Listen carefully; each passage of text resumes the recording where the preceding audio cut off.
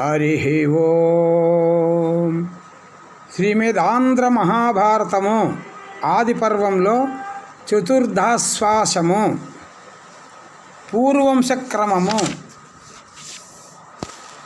మతినారుడు సరస్వతీ నది ఒడ్డున 12 సంవత్సరాలు సత్రయాగాన్ని వివిధానంగాను సద్గుణ సమూహాలు అతిశయించేట్లుగాను ఎక్కువ శ్రద్ధతో ప్రీతితో చేశాడు.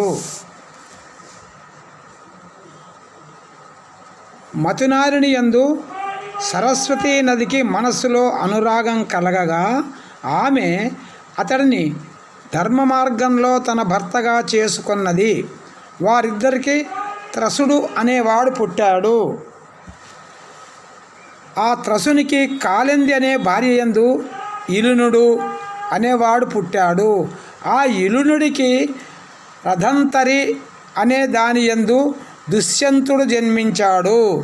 పుట్టి ఆ దుష్యంతుడు ఇతరులకు సాధారణం కాని అంటే అధికమైన సామర్థ్యంతో కూడిన వాడై ఆ దుష్యంతుడు తన చిన్నతనంలోనే లేడి పిల్లలను పట్టుకునే విధంగా దుర్గమమైన అడవుల్లో తిరిగాడే సింహాలను, పులులను, ఏనుగులను, శరమృగాలను వెంటాడి పట్టుకుంటూ అనంతమైన బలం కలిగిన ఆ దుష్యంతుడు వృక్షాల సమూహంతోనూ పర్వతాలను పెకిలించి వేరే పర్వతాలపై పడవేస్తూ యవన గర్వంతో భూలోకంలో మిక్కిలి గొప్పవాడై అతిశయించాడు. అనంతమైన బలం కలిగిన దుష్యంతుడు అన్ని దిక్కుల చివరిలో గల ఏనుగులు సరిహద్దుగా ఒప్పిన భూమండలము తనకు ఆధీనమై ఉండగా సూర్యకిరణాలకును వాయువుకును ప్రవేశింపరానట్టి భయంకరమైన అడవి ప్రదేశాలలో పాటుగా పూర్వరాజుల వర్తన వంటి వర్తనంతో భుజబలంతో ఓడని వాడై భూమిని పరిపాలించాడు. దుష్యంతుడి పరిపాలనలో దేశము ప్రజల అభివృద్ధితో ప్రసిద్ధి చెంది రోగాలు, దుఃఖాలు, విఘ్నాలు, నష్టాలు, అనుమానాలు ఏమీ లేనిదై ధర్మమైన ప్రవర్తనంతో సాగుతూ ఉన్నది. ఆ దుష్యంతుడు ఒకనాడు వేట చేసి వేడుక పడదామన్న కోరికతో సూర్యుడి గుర్రాల కంటే వేగంగా పరిగెత్తగలిగే గుర్రాల రథం ఎక్కి మేలి రకం గుర్రాలపై ఎక్కిన అశ్వికులు తన చుట్టూ చేరి అనుసరిస్తూ ఉండగా ఈటలు, చిల్లకోలలు, విండ్లు, కత్తులు మొదలైన ఆయుధాల చేతిలో ధరించిన వీరులను అనేకులు తన వెంట రాగా ముందుకు సాగి వనంలోని మృగాలను నలువైపులా చుట్టి ముట్టి దాడి చేసి ఈ విధంగా సంచరిస్తూ ఉన్నాడు అరణ్యంలో. తొందరగా తిరుగుతున్న మహాశివరాలను, సింహాలను, పందులను, పెద్ద పులులు, మదపుటేనుగులు మొదలైన జంతు సమూహాలతో భయంకరమైన అరణ్యంల ప్రాంతంలో దుష్యంతుడు మిక్కిలి పరాక్రమంతో తప్పించుకొని పారిపోయే జంతువులను కొట్టియున్ను, సమీపాన వచ్చిన వాటిని తరిమి కుప్పించి నరికియున్ను. దుష్యంతుడు వేటిలోని వేడుకతో అపార క్రూర జంతువులను సంహరించాడు. ఆ విధంగా దుష్యంతుడు అనేక మృగాలను తరిమి చంపుతూ ఇంకా వేటాడే వేడుకతో చాలా దూరం వెళ్ళగా అతడి రథవేగానికి కాలిబంట్లు తట్టుకోలేక అనుసరించే ఓపికని కోల్పోయి ఆకలి దప్పులతో అదుపు తప్పి ఆయా ప్రదేశాలలో విశ్రాంతి తీసుకున్నారు. ఆ సమయంలో దుష్యంతుడు కొందరు మంత్రులతో, పురోహితులతో కలిసి వేరొక ప్రదేశానికి చేరి ఎదురుగా ఒక పవిత్రమైన నది ఒడ్డున పలు రకాల వాసనగా పూలతోనూ పండ్ల భారంతోనూ వంగిన చెట్లతో, తీగలతో, పొదలతో అందమైన ఒక వనాన్ని చూశాడు. కణ్వాశ్రమ వర్ణన. ఈ వనాన్ని ఇంద్రుడు ఉద్యానవనమైన కాండవనానికి, కుబేరుని ఉద్యానవనమైన చైత్రరథానికి అందులో సమానంగా ఉండేటట్లు భూతలం మీద బ్రహ్మ దయతో నిర్మించాడు. అంటే ఈ వనాన్ని ఇంద్రవనం కంటే, కుబేరుని వరం కంటే ఎంతో నిష్టగా బ్రహ్మదేవుడు నిర్మించాడు. ఆ విధంగా దుష్యంతుడు ఆ వన సౌందర్యాన్ని మెచ్చుకుంటూ వచ్చి ఆ వనంలో ప్రవేశించే సమయంలో ఇంకను దట్టమైన అడవిలో పరిగెత్తే మృగాలను విరామం లేకుండా వెంటాడి వేటాడడం చేత అలసియున్న దుష్యంతుడికి బడలిక తీరేటట్లు మనసులోని తాపం తగ్గేటట్లు ఆ నది మీద నుండి వచ్చే చల్లగాలులు అతనిపై వీచాయి.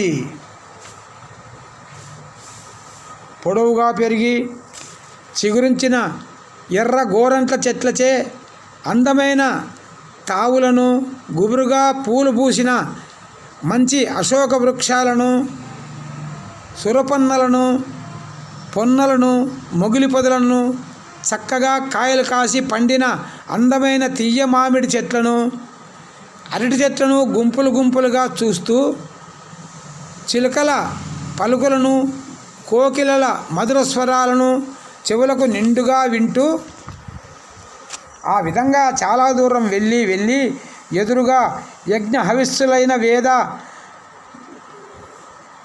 నేతుల సువాసన గల పొగలతో మారిన తీగలతో అల్లుకొని ఉన్న చెట్ల కొమ్మల మీది పూలవులు లేకున్నప్పటికీ, చెట్ల కొమ్మల మీద పువ్వులు లేకున్నప్పటికీ విడిచి వెళ్లకుండా ఉన్న తుమ్మెదల గుంపులను చూచి ఆ ప్రాంతం తపోవనమనన్ని, దగ్గరలో ఉన్నది దివ్య మృందుని యొక్క నివాసమనన్ని అప్పుడు దుష్యంతుడు మనసులో తెలుసుకున్నాడు.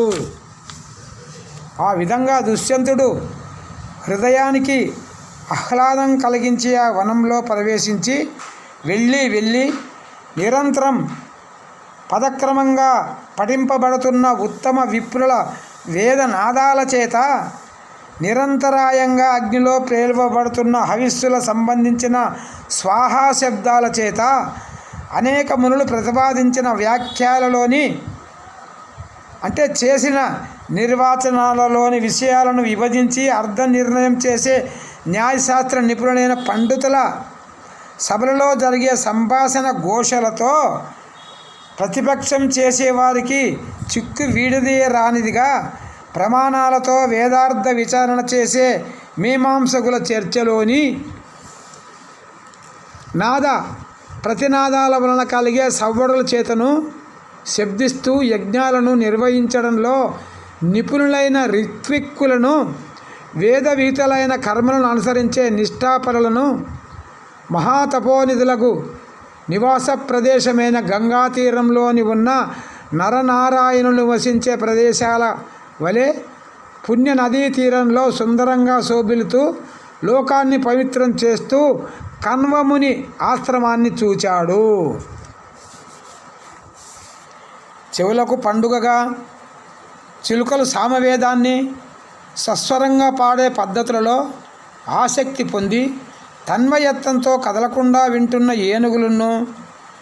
ఏనుగు తొండాల చల్లని నీడలో వాటి నీటి తుంపరుల చల్లని గాలులపై ఆశపడి దాన్ని పొంది సుఖంగా ఉన్న సింహాలను, బ్రాహ్మణ శ్రేష్ఠులు భూత బలులు తెచ్చి వివిధ ప్రదేశాలలో నివారధాన్యపు అన్నపిండాలను ఉంచగా వాటిని తినాలని వేగరపడుతూ ఒకచోట కలిసిమెలిసి తిరుగుతున్న ఎలుకలను, పిల్లులను అవి తమ మధ్య పరస్పరం సహజంగా ఉన్న వైరు స్వభావం గల వర్గాలైనప్పటికీ కలిసిమెలిసి మసలే వాటి స్నేహవృత్తిని చూసి ముని మహిమకు ఎంతగానో ఆశ్చర్యపడి దుష్యంతుడు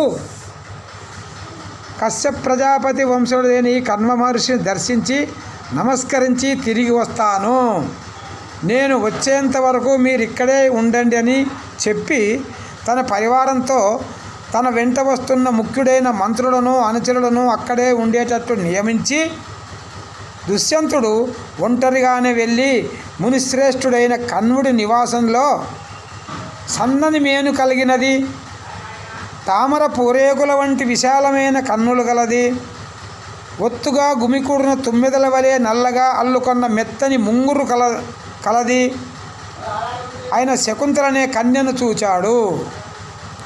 శకుంతల కూడా అపార సహజ శరీర హావభావాలు కలిగి ఇంద్రుడి కుమారుడైన జయంతునితో పోల్చదగిన సౌందర్యంతో ఉన్న దుష్యంతుడిని తెలుసుకొని ఆదర గౌరవాలతో కూడుకున్న తొత్తుపాటుతో ఆసనం, అర్ఘం, పాద్యం మొదలైన అతిథి మర్యాదలు చేసి పూజించి క్షేమాదులను తెలుసుకొని ఉండగా ఆ కన్యను చూచి దుష్యంతుడు ఈ విధంగా అన్నాడు. శకుంతలతో దుష్యంతుడు చెబుతూ ఉన్నాడు, వినోదంగా వేటకు వచ్చి కణ్వ మహాముని దర్శించుకొని పోదామని ఇక్కడికి వచ్చాను. వారు ఎక్కడికి పోయినారో కదా అని దుష్యంతుడు అడగగా శకుంతల ఇట్లన్నది, వాడు ఇక్కడ నుండి ఇంతకుముందే అంటే ఈ క్షణమందే పండ్లు తేవడానికి అడవికి వెళ్ళారు.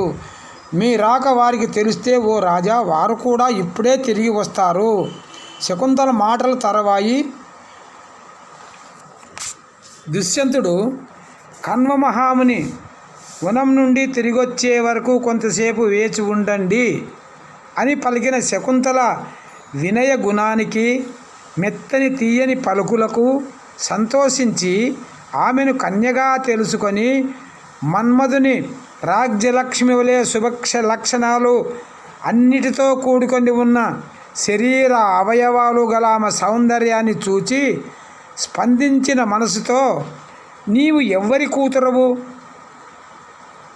ఇటువంటి అపూర్వ రూపాన్ని, లావణ్యాన్ని, సహజ శరీర హావభావాలు గుణాలు గల సుందరివి ఈ ఆశ్రమానికి ఏ కారణం వలన వచ్చావు అని అడగగా శకుంతల ఈ విధంగా పలికింది.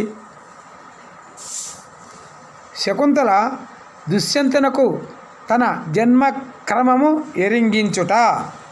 ఓ ప్రభువా, అపారమైన ధర్మమే రూపం దాల్చిన వాడని ప్రజలు తనను ప్రతిస్తూ ఉండగా లోకపూజ్యుడై ఉన్న కణ్వ మహామునీంద్రుడు కూతురుని నేను అని అనగా ఈ శకుంతల మునికన్యయే అయినట్లయితే ఈ కోమలిపై నా మనసు ఎందుకు గాఢంగా లగ్నమైంది? తప్పు కదా. కానీ నేను ఈమె మాటను నమ్మజాలకుండా ఉన్నాను. ఈ కణ్వముని ఇంద్రియాలను జయించిన వాడని ఎప్పుడూ వింటూ ఉంటాను అని భావిస్తూ ఈమె మాటలో యథార్థాన్ని ఉన్నది ఉన్నట్లుగా తెలుసుకోవాలనే మనస్సుతో దుష్యంతుడు ఆసక్తిని పొందాడు. దుష్యంతుడు ఆ విధంగా శకుంతల పుట్టుకను గురించి తెలుసుకొనగోరి శకుంతలతో మరలా ఈ విధంగా అన్నాడు. పద్మనేత్రవైన ఓ శకుంతల, చతుర్విధాశ్రమాలలో ఉత్తమమైన సన్యాసాశ్రమాన్ని నిష్ఠతో పాటించి ఇంద్రియ నిగ్రహం కలవాడును అయిన కణ్వ మహర్షి కలంకం లేని చరిత్ర కలవాడు కదా. అటువంటి ఆ మునికి నీవెట్లా కూతురువైనావు? ఈ సంగతి నాకు ఉన్నది ఉన్నట్టుగా తెలియపరచుము అని దుష్యంతుడు అడగగా శకుంతల ఈ విధంగా అన్నది. ఓ మునిశ్రేష్ఠుడా, ఒకసారి కణ్వుల వారిని ఈ విధంగా వేరే మహర్షి అడిగినాడు. పద్మాల వంటి కన్నులు గల ఈ శకుంతల ఎక్కడి నుండి వచ్చింది? దీని పుట్టు పూర్వత్వాలేమిటి అని అప్పుడు ఆ కన్నుల వారు చెప్పుతూ ఉండగా నేను కూడా విన్నాను అని ప్రీతితో ఈ విధంగా చెప్తా ఉంది. మా తండ్రి గారైన కర్మ మహర్షి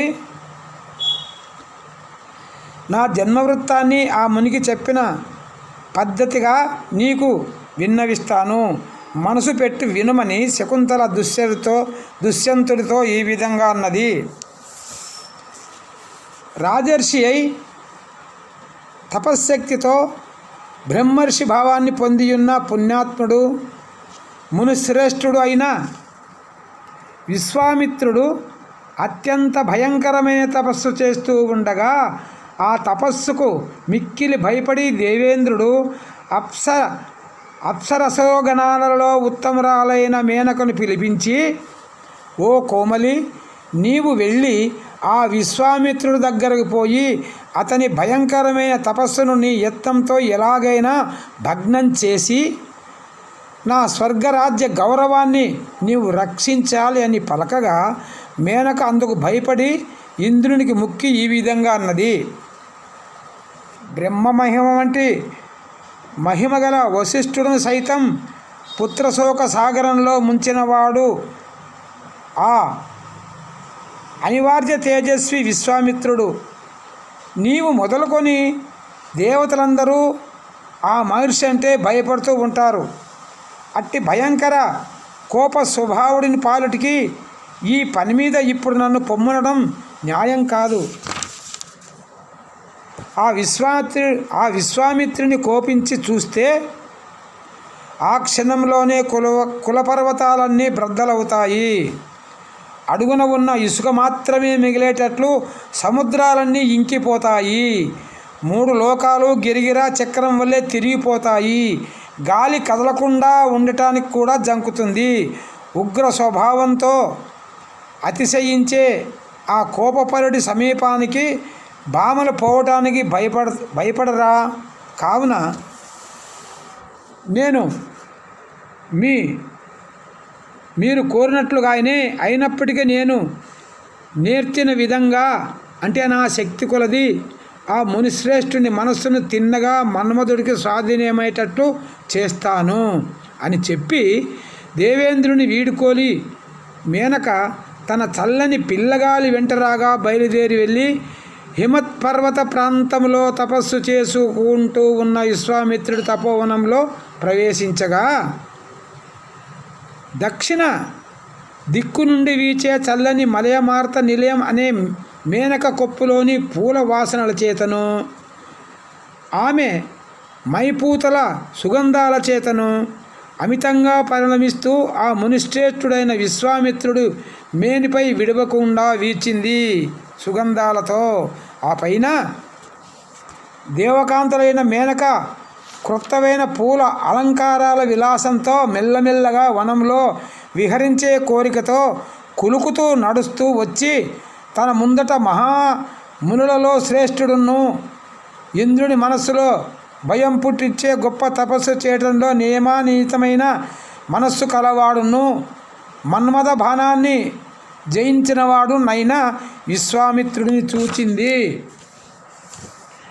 పద్మనేత్రైన మేనక వినయంతో విశ్వామిత్రుడికి నమస్కరించి ప్రీతితో పూలు కోసే నెపంతో చెలికత్తెలు తాను విహరిస్తూ ఉన్నది. మేనక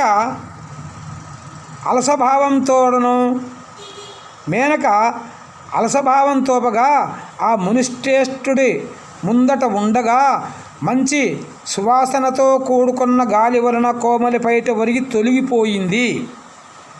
అప్పుడు ఆమె పెద్దవైన వక్షోజాలు, కోమలమైన సన్నటి నడుము, మెరిసే కడుపు మీది 3 మడతలతో కూడిన నూగారు బయటపడ్డాయి.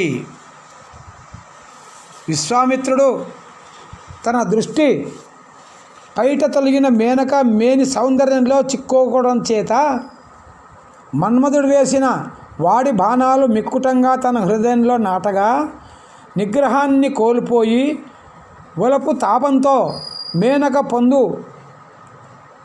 కోరుకుంటాడు. మేనక కూడా విశ్వామిత్రుడి కోరికను తగినట్లుగా మన్మథ క్రీడలో చాలా కాలం భోగించగా వారికి ఈ కన్య పుట్టింది. మేనక ఈ బిడ్డను మాలిని నదీ తీరాన ఒక ఇసుక తిన్నెల మీద ఉంచి తాను దేవలోకానికి వెళ్ళిపోయింది. ఆ విశ్వామిత్రుడు కూడా తపోవనానికి వెళ్ళాడు. ఆ తర్వాత ముని ప్రభావంతో చిట్టిపాపగా ఉన్న పసిగందు పైకి లేవటానికి చేతగాక ఏడుస్తూ ఉంటే ఆ అరుపు విని రాక్షసులు క్రూరముగాలు తినాలనే కోరికతో నోట ఖర్చుకొని పోకుండా శకుంతలాలు అనే పక్షుల గుంపులు తమ రెక్కలతో ఆ బిడ్డను రక్షించుకుంటూ గుమిగూడి ఉన్నాయి. ఆ సమయంలో నేను అంటే కన్వ మహర్షి శిష్యగణాలతో సమిధలు పూలు పండ్లు తెచ్చుకొనటానికి అక్కడికి వెళ్ళామే. మాలిని నదీ తీరంలో ఒక ఇసుక తిన్నె మీద పక్షుల చేత రక్షింపబడి ఉన్న ఈ అమ్మాయిని మిక్కిలి కాంతితో ప్రకాశిస్తూ నేల మీదకు దిగివచ్చిన క్రొత్త చంద్రరేఖ వలె ఉండగా ఎత్తుకొని వచ్చాము. శకుంతల చేత రక్షింపబడింది కాబట్టి ఆ బాలకు శకుంతల అనే పేరు పెట్టి గారాభంగా పెంచాము. స్త్రీలకు తండ్రులుగా కన్నవాడిని, అన్నం పెట్టిన వాడిని, భయం నుండి రక్షించిన వాడిని, మొత్తం వరుసగా ముగ్గురిని ముచ్చటగా చెబుతారు. ఓ పుణ్యాత్ముడా,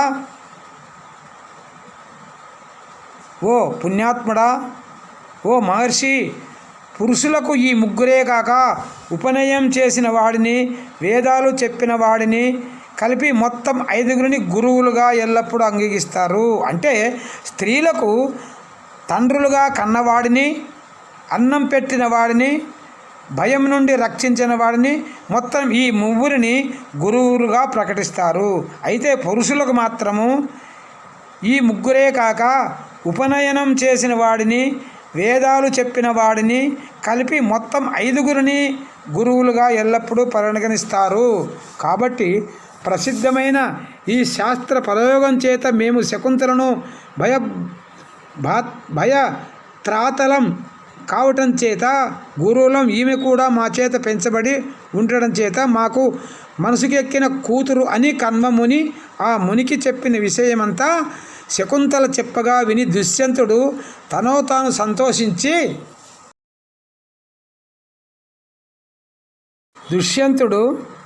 శకుంతలను వివాహంబు చేసుకొన పూనుట. శకుంతల మునికన్య ఏమో అని మిక్కిలి నిరాశతో ఉన్న నా హృదయం ఈ పద్మాక్షి తాను రాజపుత్రికనని తన వంశాన్న ఔన్నత్వాన్ని తెలపటం చేత మన్మథ బాణ పరంపరను వశమై తుమ్మెదలు వాలటం చేత కంపించిన పద్మం వలె చలించింది. దుష్యంతుని మనసు చలించింది. ఆ విధంగా తనలో తాను అనుకుంటూ మనసులో మన్మథపరమైన బాణాలు ఒత్తిడి చేయగా శకుంతల తనపై ఒలపుగొన్నట్లు గమనించి దుష్యంతుడు ఈ విధంగా పలికాడు. నీ అందమైన రూపం, నీ మేని ప్రకాశం, మచ్చలేని నీ గుణాలు అనేవి ఈ నారచీరలు కట్టడానికి, అడవి పండ్లు తింటూ ఉండటానికి, ఈ ఆకు గుడిసెలో అంటే పర్ణశాలలో నివసించడానికి తగినవి కావు. ఓ సుందరాంగి, నీవిక్కడ తగినవి కావు నీకివి అని. ఓ శకుంతల, మునులుండే ఈ పల్లెలో ఈ విధంగా ఉండడం ఎందుకు? మిక్కిలి ఒలపు అందగించగా నాకు భార్యవు కమ్ము. ప్రకాశించే వైభవంతో అపారమైన రాజ్య సంపదల వల్ల కలిగే సుఖాలను, మచ్చలేని చంద్ర కిరణాల వలె తెల్లగా నుండే ఎత్తైన మేడలలో, అందమైన బంగారు కట్టడాలపై భాగాలలో, అందమైన కట్టడాల పై భాగాలలో మేలుగా అనుభవింపుము. ఇప్పుడు వివాహాలలో బ్రాహ్మం, దైవం, హర్షం, ప్రజాసత్యం, రాక్షసం, అసురం, గాంధర్వం, పైశాచం అనే 8 రకాలైన వివాహాలలో ఉత్తమ క్షత్రియ వంశాలకు చెందిన వారికి గాంధర్వ, రాక్షస వివాహాలు ధర్మంతో కూడి ఉండడం చేత ఇప్పుడు మన్మధుడు నీకు నాకును ప్రేమను ప్రీతితో పరస్పరం పొందేటట్టు చేస్తున్నాడు. కాబట్టి ఆలస్యం చేయకుండా గాంధర్వ వివాహ పద్ధతిలో పెండ్లాడడం సమంజసం సుమా అని దుష్యంతుడు పలకగా ఆ శకుంతల సిగ్గుతో తల వంచుకొని రాజుతో ఈ విధంగా అన్నది. దయాపరులు, ధర్మమే మూర్తి కట్టిన వారు అయినా మా తండ్రి కన్వ మహర్షులు ఇంతలోనే వస్తారు. వారు వచ్చి నన్ను నీకు భార్యగా కన్యాదానం చేస్తే నన్ను నువ్వు పెండ్లాడుము అని పలికింది. ఈ విధంగా పలికిన శకుంతలతో దుష్యంతుడు, ఓ కమలనేత్ర, తనకు తానే చుట్టం కావడం, తనకు తానే దిక్కు కావటం, తనకు తాను ఇచ్చుకుంటున్నప్పుడు తానే కర్త కావడం అనే లక్షణాలతో ప్రసిద్ధిగాంచిన గాంధర్వ వివాహం మిక్కిలి గోప్యంగాను మంత్రతంత్ర రహితంగాను ఉంటుంది. అంటే గోప్యంగా ఎవరికీ తెలియని రీతిలో ఉంటుంది ఈ పద్ధతి. పై విధంగా దుష్యంతుడు గాంధర్వ వివాహం ప్రవర్తిల్లే పద్ధతిని చెప్పి శకుంతలను ఒప్పించాడు. అప్పుడు ఆమె దుష్యంతుడితో ఈ విధంగా అన్నది. కీర్తిమంతుడమైన ఓ దుష్యంతుడా, నీ అనుగ్రహం వలన నాకు పుట్టిన పుత్రునకు నీ విశాల సామ్రాజ్యానికి యవరాజ్య పదవిలో అభిషేకం చేసే వరాన్ని దయతో కూడిన నిండు మనసుతో ఉదాత్తంగా ప్రీతితో ఇమ్ము. సాటిలేని కీర్తి కలివాడా, ఈ విధంగా అయితే నీకు నాకు వివాహం అవుతుంది అని పలికింది. శకుంతల మాటలు విని అమితమైన సంతోషంతో ఆమె కోరిన వరాన్ని ఇచ్చి గాంధర్వ వివాహమాడి ఇష్టసుఖాలను అనుభవించి ఆ కోమలను వీడుకొని నిన్ను వెంటబెట్టుకొని రావడానికి మంత్రులకు కన్వాశ్వముని వద్దకు పంపుతాను. నిన్ను వెంటబెట్టుకొని రావడానికి మంత్రులను కన్వ మహాముని వద్దకు పంపుతానని ఆమెను సమాధానపరిచి ఒప్పించి దుష్యంతుడు తన నగరానికి వెళ్ళిపోయాడు. ఇక్కడ ఆశ్రమంలో శకుంతల కూడా తాను చేసిన పనిని కన్వ మహర్షి తెలుసుకొని కోపగిస్తాడేమో అని భయపడుతూ ఉన్నది. అప్పుడు కన్వ మహర్షి కందమూలాలను పండ్లను కోసుకొని వనం నుండి తిరిగి వచ్చి సున్నితమై శృంగార హావభావాలతో సిగ్గుతో తల వంచుకొని భయపడుతూ ఉన్న తన కూతురు శకుంతలను చూచి దివ్యజ్ఞానంతో జరిగిన కథనంతా తెలుసుకున్నాడు. క్షత్రియులకు గాంధర్వ వివాహము శాస్త్రసమ్మతమే అని సంతోషించి శకుంతలతో ఈ విధంగా అన్నాడు. భరతుని జననం.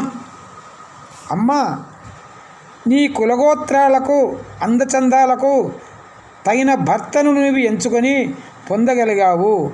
దానికి తగ్గట్లుగా నీవు ఇప్పుడు గర్భవతివి కూడా అయినావు. నీ గర్భంలో ఉన్నవాడు ఈ సమస్త భూమిని పాలించగల మహనీయుడయ్యే చక్రవర్తి సుమా.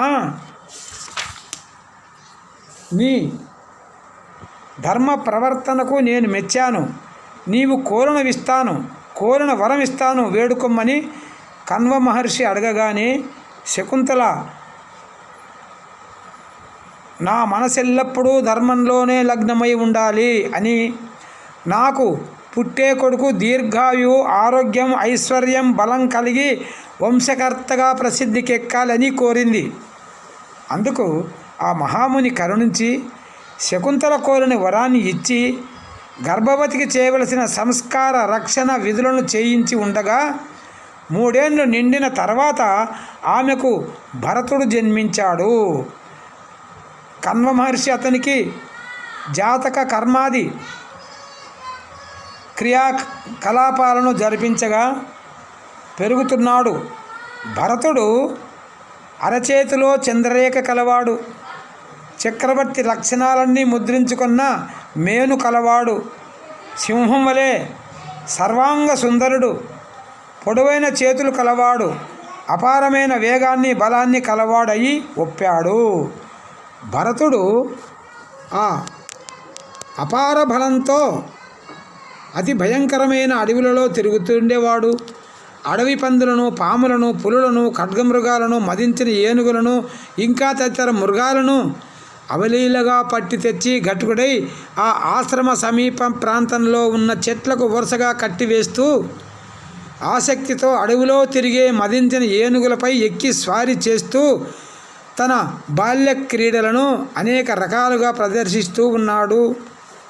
ఈ విధంగా అరణ్యంలో అన్ని జంతువులను తన మహాబలం చేత అణచివేస్తున్న భరతుడిని చూచి ఆశ్చర్యపడి అక్కడి మునులందరూ అతడికి సర్వదమనుడు, అన్నిటినీ అణిచివేచాడన్నమాట అనే పేరు పెట్టారు. అంటే భరతుని 2వ పేరు సర్వదమనుడు, అంటే అన్నిటినీ అణిచివేసేవాడని భావం. కన్వ మహాముని కూడా ఆ బాలుని ఉదాత్త తేజస్సును, రూపాన్ని, పరాక్రమ గుణాలను చూసి సంతోషించి అతడు సమస్త రాజ్యానికి యువరాజుగా ఉండదగిన సమయం వచ్చిందని భావించి ఒకనాడు కూతురైన శకుంతలతో ఈ విధంగా పలికాడు. ఎటువంటి పవిత్రులకైనా పుట్టినిళ్లలో ఎక్కువ కాలం ఉండడం ఎంతమాత్రం పనికిరాదు, ఉచితం కాదు. ఇల్లాళ్లకు భర్తల దగ్గర ఉండడమే ధర్మము. భార్యలకు భర్తలే సర్వరక్షకులు. 7 గడలు సుమ. అని కన్వమహాముని శకుంతలకు బోధించాడు. కన్వమహాముని శకుంతలను దుష్యంతుని పాలిటికి పంపుట అంటే కన్వమహాముని శకుంతలను తన భర్త వద్దకు దుష్యంతుని రాజ్యానికి పంపుట. కాబట్టి నీ కుమారుని తీసుకొని నీ భర్త వద్దకు పొమ్ము అని గొప్ప తపస్సులైన శిష్యులను కొందరిని తోడిచ్చి పంపగా శకుంతల కూడా భరతుని వెంట తీసుకొని దుష్యంతుడి వద్దకు వచ్చి సామంతులు, మంత్రులు, పురోహితులు, ప్రధానులు, పౌరజనులు సభలో కూడి ఉన్న ఆ రాజును చూచి, పూర్వం తండ్రి ఆశ్రమంలో అపూర్వంగా తన పతి తన పట్ల చూపిన వలపును, ఆదరాన్ని, దయను, ఆసక్తిని అప్పుడు కానక హృదయంలో ఈ విధంగా అనుకున్నది. ఇప్పుడు నన్ను గుర్తించలేదా? గుర్తించి కూడా గుర్తించినట్లు నటిస్తున్నాడా? చాలా కాలం కావటం చేత మరిచాడో ఏమో. రాజులు అనేక కార్యాలలో మునిగి ఉంటారు కదా, అందువలన వారికి మరపు వింత కాదు. ప్రభువులు మూఢులు. ఆలోచించగా ఈ రాజు పెళ్లినాడు పలికిన పద్ధతిని మనసు మార్చుకొని వదిలిపెట్టినాడా ఏమి అని అతని చూపులు నా ఎడ నిరసంగా అత్యంత కఠినంగా ఉన్నవి. కారణమేమిటో కొత్త వాటినే ప్రేమించే రాజులు క్రొత్తగా వారు కనిపిస్తున్నప్పుడు కలుగోలుతనంతో పలకరించారని, ఉపకారులై వ్యవహరించారని బుద్ధిమంతులు వారిని నమ్మి ఉండరాదు. కాబట్టి ఆ విధంగా భావించి దుఃఖం చేత ఆవరింపబడిన హృదయంతో శకుంతల మనస్సులో ఇంకనూ ఇలా అనుకున్నది. ఎవరైనా నిజంగా మరిచిపోతే జ్ఞాపకం చేయవచ్చును. అసలు తెలియనప్పుడు ఏ పాటుపడైనా తెలియజెప్పవచ్చును. కానీ తెలిసి కూడా తెలియని వాడి వలె నటించే మోసగాడికి తెలియజేయుట బ్రహ్మతరం కూడా కాదు. అయినప్పటికీ ఇంత దూరం వచ్చి ఏమీ సాధించకుండా ఊరక తిరిగిపోవడం తగదు. కాబట్టి మునుపు జరిగిన కథనంతా జ్ఞాపకం చేసి నేను ఈ కుమారుడిని అతనికి ఇచ్చి చూపిస్తాను అని మనసులో నిశ్చయించుకొని శకుంతల దుష్యంతుడితో ఈ విధంగా పలికింది. ఓ రాజా, వేట అనే మిషతో కావాలని ప్రయత్నంగా కన్వముని ఆశ్రమానికి వచ్చి అక్కడ నీవు సంతోషంగా నాకు ఇచ్చిన వరాన్ని మనసులో జ్ఞాపకం చేసుకోము.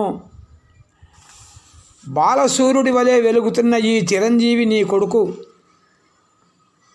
పౌరవ వంశానికి అలంకారమైన వాడు, ఉత్తమ గుణాలకు నిలువైనవాడు అయిన ఇతడిని యువరాజుగా అభిషేకింపుము అని పలుకగా దుష్యంతుడు శకుంతలను నిరాకరించుట. శకుంతల ఆ విధంగా అన్న మాటలు విని దుష్యంతుడు ఆ సంగతి అంతయు తెలిసిన వాడై కూడా తెలియని వాడి వలె ఈ విధంగా అన్నాడు. ఓ పద్మముఖి, నిన్ను నేను ఎరగను. నీవసలు ఎవరవు? ఊరకే ఒప్పి మాట్లాడతావెందుకు? ఎక్కడి నుండి వచ్చావో అక్కడికి తిరిగి వెళ్ళుము. దుష్యంతుడు మాటలు విని శకుంతల తెల్లబోయింది. చేష్టలుడిగి ఎర్రతామల పూల రేకుల నుండి జారుతున్న నీటి బిందెల వలె కోపం చేత ఎర్రబారిన కళ్ళుండ నుండి కన్నీటి బిందువులు కారుతూ ఉండగా తల వంచుకొని ఆ రాజును క్రీగంటి చూపుతో చూస్తూ మనోవేదనను తనకు తానే అణుచుకొని చాలాసేపు విచారించి ఆ రాజుతో ఈ విధంగా పలికింది. కుపితయైన శకుంతల దుష్యంతునకు ధర్మబోధ చేయుట. నిర్మలమైన కీర్తికి నిధి వంటి వాడవైన ఓ దుష్యంతుడా, వేదాలు, పంచభూతాలు, ధర్మము, ఉభయ సంధ్యలు, హృదయము, యముడు, చంద్ర సూర్యులు, పగలు రాత్రి అనే మహాపదార్థాలు నరుల ప్రవర్తనాన్ని ఎప్పుడూ గమనిస్తూనే ఉంటాయి. ఆ మహాపదార్థాలు ఉండగా నరుడు తనంతట తాను వంచుకోగలడా అంటే వంచుకోలేడని భావము. ఓ రాజా, నీవిచ్చిన వరాన్ని గురించి నాకెట్టు తెలియను, ఆ విధంగానే వేదాలు మొదలైన మహాపదార్థాలకు కూడా తెలియను. కాబట్టి నా పట్ల వెనుకటి వలనే అనురాగాన్ని ప్రసాదించుము. నన్ను అవమానించడం తగునా అని బుద్ధితో బాగా పరిశీలిస్తే, ఓ రాజా, బుద్ధితో బాగా పరిశీలిస్తే పతివ్రత, గుణవంతురాలు, సంతానవతి, అనుకూలవతి అయిన భార్యను తిరస్కార భావంతో చూచే మిక్కిలి దుర్బుద్ధికి ఇహపర సుఖాలు రెండునూ ఉంటాయా? ఉండవు. కావున ఓ రాజా, అనుకూలవతి అయిన భార్య గలవాడు కర్మలను ఆచరించగలుగుతాడు, ఇంద్రియాలను నిగ్రహించగలుగుతాడు, పుత్ర సంతానాన్ని పొందగలుగుతాడు, గార్హ్య స్వధర్మాన్ని ఎల్లప్పుడూ ఆచరించే గొప్ప గృహస్థుడు పొందే ఫలాన్నంతటినీ అందుకోగలుగుతాడు. కావున అంతేగాక ఓ రాజా, ధర్మం, అర్థం, కామం అనే పురుషార్థాలను సాధించడానికి అనువైన సాధనము గృహనీతి అనే విద్యకు నిలవైనది. నిర్మలమైన శీలాన్ని గురించి ప్రబోధించే గురుస్థానము వంశం నిలబడడానికి ఆధారమైంది భార్య. కాబట్టి అంతేకాక భార్య భర్తలో సగభాగం కాబట్టి మగని కంటే ముందే చనిపోయిన పతివ్రత పరలోకంలో కూడా తన భర్తతో కూడి ఉండాలనే అతని రాక కోసం ఎదురు చూస్తూ ఉంటుంది. ఓ రాజా, విను శ్రద్ధగా. ఏమంటే, భర్త ముందుగా చనిపోతే తాను కూడా వెనువెంటనే వెళ్ళి భర్తను కూడుకునే భార్యను అవమానించడం ధర్మ విరోధము. అంటే ఆ యుగాలలో సతీ సహగమనం అనే విధి ఉన్నది. కాబట్టి భర్త భార్యల యందు ప్రవేశించి గర్భంలో వసించి పుత్రుడై జన్మిస్తాడు. కాబట్టి అంగాత్ సంభవసి, శరీరం నుండి పుట్టుతున్నావు అనే వేద వాక్యాల వలన కూడా తండ్రి కొడుకులకు భేదం లేదు. రాజా, పురుషుడు నీళ్లలో తన నీడ తాను స్పష్టంగా చూచిన విధంగా తండ్రి కొడుకును చూచి మిక్కిలి సంతృప్తితో మహదానందాన్ని పొందగలుగుతాడు. కావున పుత్ అనే పేరు గల నరకం నుండి తల్లిదండ్రులను కాపాడుతాడు కాబట్టి పుత్రుడు అనే పేరు ఏర్పడింది. అంటే పున్నామ నరకం నుంచి తల్లిదండ్రులను కాపాడేవాడు పుత్రుడు. ఆ విధంగా పుత్రుడని పేరు ఏర్పడింది అని వేదం చెప్పింది.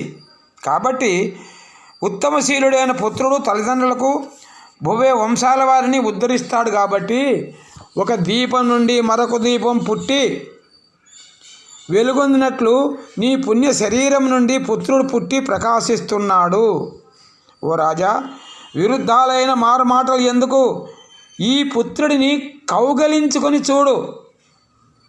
ఈతడి కౌగిలి వలన కలిగే సుఖాన్ని అనుభవించు.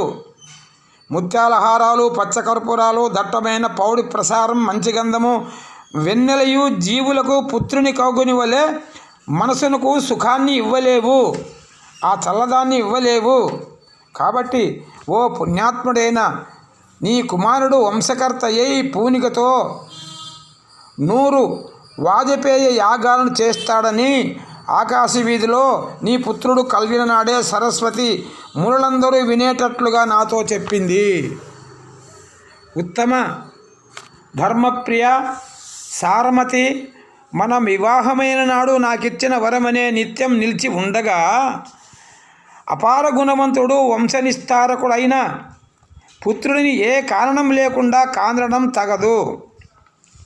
సత్యవ్రతం గల ఓ రాజా, మంచినీటితో నిండిన చేదుడు బావులు 100 కంటేను ఒక దిగుడు బావి మేలు.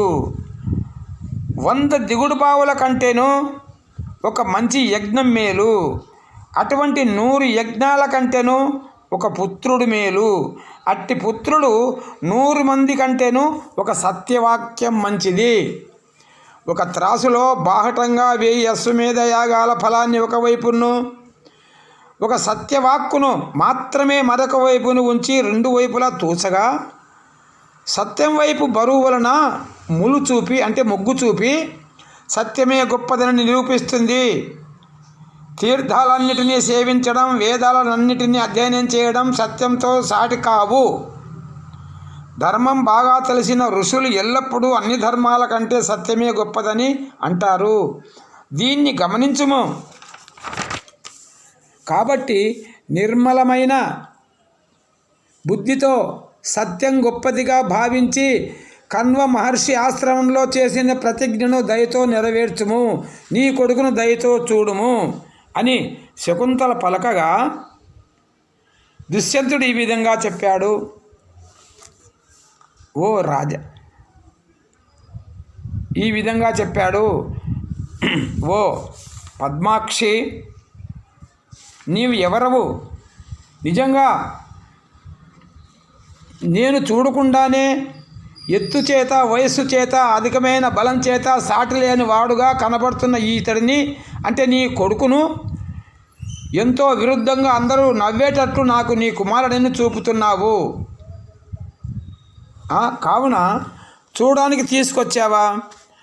పుట్టిన నాడే ఆ విధంగా దుష్యంతుడు పలకగానే శకుంతల తనలో తాను మదనపడుతూ, పుట్టిన నాడే వెంటనే తల్లిదండ్రుల చేత ఆనాడు విడవబడినాను, ఇప్పుడు భర్త చేత కూడా విడవబడుతున్నాను. ఇక 1000 మాటలు ఎందుకు? పూర్వం ఇటువంటి కొరనోములు మాత్రమే నోచినాను కాబోలు, అందుకే నాకు ఈ గతిని శకుంతల మనసులో బాధపడింది. ఈ విధంగా మిక్కిలి ఏడ్చి ఆశలు వదులుకొని ఎడతెరిపి లేకుండా భారీ కన్నీళ్లను అప్పుడప్పుడు ఒత్తుకుంటూ ఇకపై నాకు దైవమే శరణ్యమని భావించి ఆ ఉత్తమ పతివ్రత కొడుకును వెంట తీసుకొని తిరిగిపోతున్న సమయంలో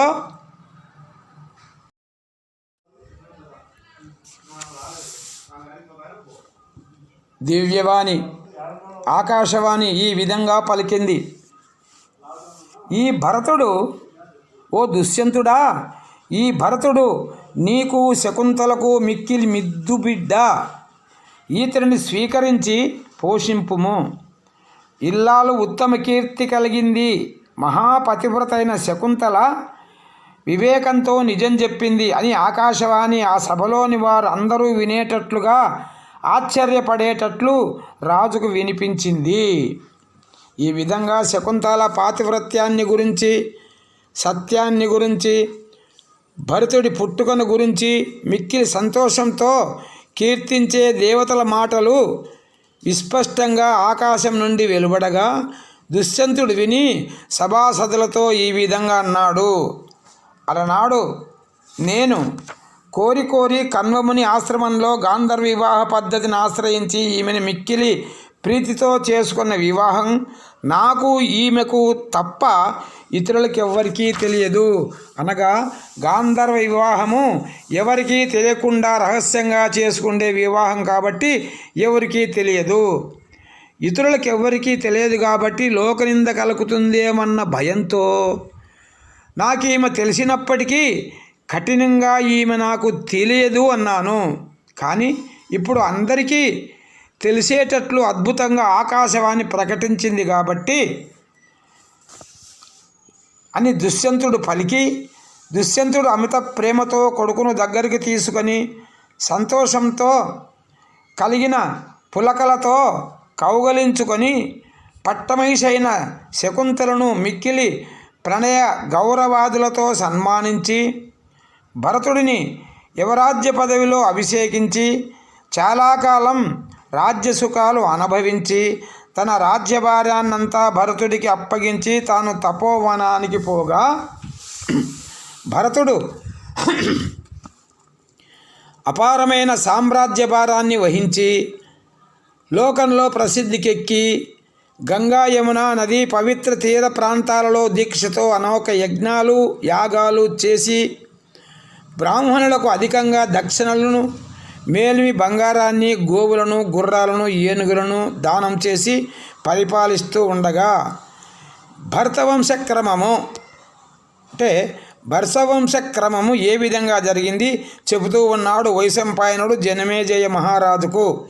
అంతేకాక ఓ రాజా, తన వంశంలో పూర్వమున్న భవిష్యత్తులో పుట్టి రాజులకందరికీ వంశకర్త అయినాడు భరతుడు. అటువంటి భరతుడికి కేకయ రాజపుత్రికైన సునందకు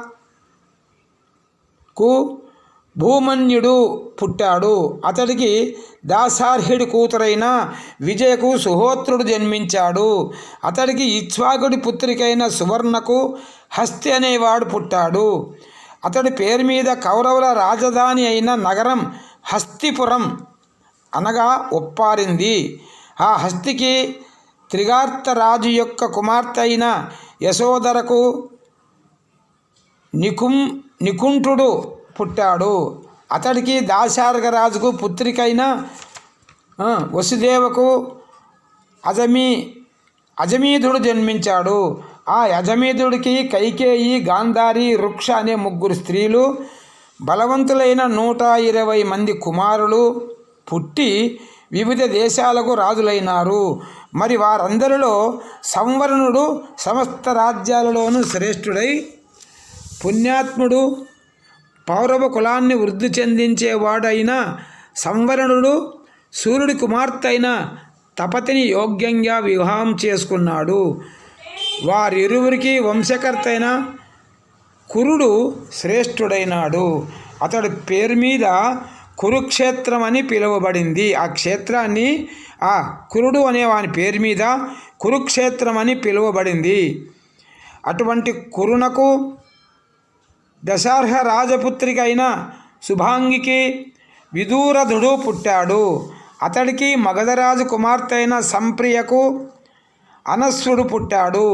ఆ అనస్వుడికి మగధరాజ కన్య అయిన అమృతకు పరీక్షిత్తుడు పుట్టాడు. వాడికి బహుదానుడి కుమార్తె అయిన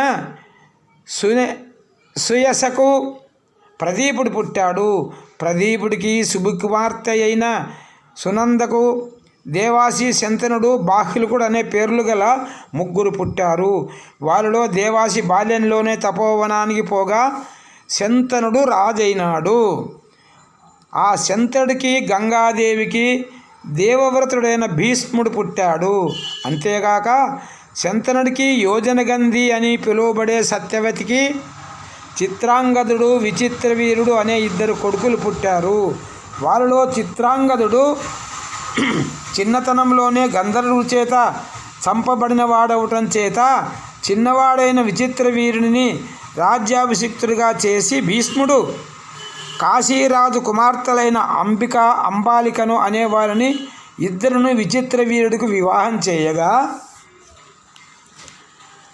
సూర్యప్రకాశుడైన విచిత్రవీరుడు రూపంలోనూ యవ్వనంలోనూ గుణాలలోనూ అత్యంత సుందరులైన ఆ భార్యలు ఇరువురిని తన యందు నిరంతరం రతిభావానికి వశుడై రతియందు మితిమీరిన ఆసక్తి గలవాడై రాజ విధులను గురించి ఎన్నడూ మనసుకు పట్టించుకోక క్షయరోగ పీడితుడై స్వర్గస్థుడైనాడు.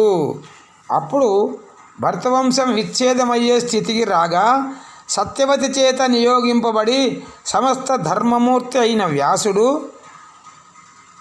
దేవరన్యాయంతో అంబిక యందు ధృతరాష్ట్రుని, అంబాలిక యందు పాండురాజును, అంబిక యొక్క చెలికత్తె యందు విదురుడిని పుట్టించాడు. వారిలో ధృతరాష్ట్రుడికి, గాంధారికి వ్యాసుడి వరం వలన దుర్యోధనుడు మొదలుకొని 100 మంది కొడుకులు పుట్టారు. పాండురాజు నియోగించగా కుంతీమాద్రులకు యమధర్మరాజు, వాయువు, ఇంద్రుడు, అశ్వనీ దేవతలు దయ వలన క్రమంగా యమధర్మరాజు వలన ధర్మరాజు, వాయువు వలన భీముడు, ఇంద్రుని వలన అర్జునుడు, అశ్వనీ దేవతల వలన నకల సహదేవులు అనబడే 5 కొడుకులు పుట్టారు. ఆ 5 పాంచాలి భార్య అయింది. ఆమె యందు ధర్మరాజుకు ప్రతివిందుడును, భీమసేనుడికి శృతసోముడును, అర్జునుడికి శృతికీర్తయున్ను, నకులుడికి శతానీకుడును, సహదేవునికి శృతసేనుడును 5 ఉపపాండవులనే వారు పుట్టారు. ఇంకను ధర్మరాజుకు స్వయంవరంలో లభించిన దేవిక అనే దానికి యౌధేయుడు పుట్టాడు. భీమసేనుడికి జరంధర వలన సర్వగుడు పుట్టాడు. అర్జునుడికి సుభద్రకు అభిమన్యుడు పుట్టాడు. నకులుడికి చేది వంశరాజులైన కరేణుమతికి నిరమిత్రుడు పుట్టాడు. సహదేవుడికి స్వయంవరంలో లభించిన విజయకు సుహోత్రుడు పుట్టాడు. అంతేకాక భీమసేనుడికి హిడింబకు ఘటోత్కచుడు పుట్టాడు. ఈ విధంగా పాండవుల యొక్క పుత్రులైన 11 మందిలోనూ వంశాన్ని నిలిపినవాడు అభిమన్యుడు. అతడికి విరాట రాజపుత్రికైన ఉత్తరకు పరీక్షిత్తు జన్మించాడు. సమస్త లోకాల చేత కీర్తింపబడే జనమేజయుడా, పాండవ వంశానికి స్థిరంగా వన్నె కలగేటట్లు నీవు పరీక్షిత్తుడికి పుణ్యవతి అయిన మాద్రపతికి పుట్టావు. కాగా నీకు ఉపుష్టకు శతానీకుడు శంకుకర్ణుడు అనే 2 పుత్రులు పుట్టారు. వారిలో శతానీకుడికి వైదేహికి అశ్వమేధ దత్తుడు పుట్టాడు. వీరు ఐలులని, పౌరవులని, భారతులని, కౌరవులని, పాండవులని పిలుపబడుతూ వీరులుగా ప్రసిద్ధికెక్కారు. ఓ నయన కోవిదుడా, ఇది లోకంలో వాసుకెక్కిన నీ వంశక్రమము అని పరాశర మహర్షి జనమేజయంతో చెబుతాడు. ఉత్తముడైన శంతనుడికి గంగకు పొత్తు ఏ విధంగా కలిగింది అని జనమేజయ మహారాజు పరాశర మహర్షిని అడుగుతూ, మహాత్ముడైన భీష్ముడు ఏ విధంగా పుట్టాడు, ఈ వృత్తాన్ని సక్రమంగా నాకు తెలుపమని జనమేజయ మహారాజు అడిగాడు.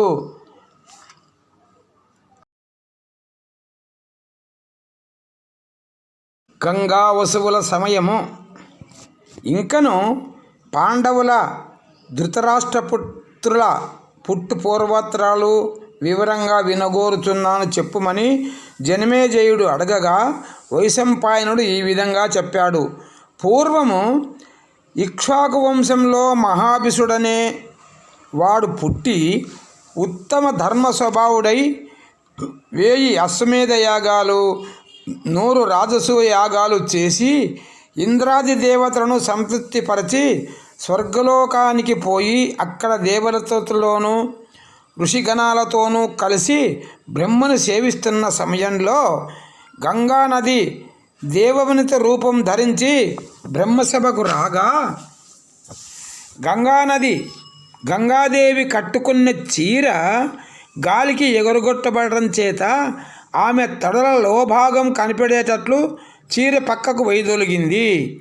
దానిని దేవతలందరూ చూడదాలక ముఖాలు ప్రక్కకు తిప్పుకున్నారు. కానీ మహాభిషుడు మాత్రం ఆసక్తితో దానినే చూస్తూ ఉన్నాడు.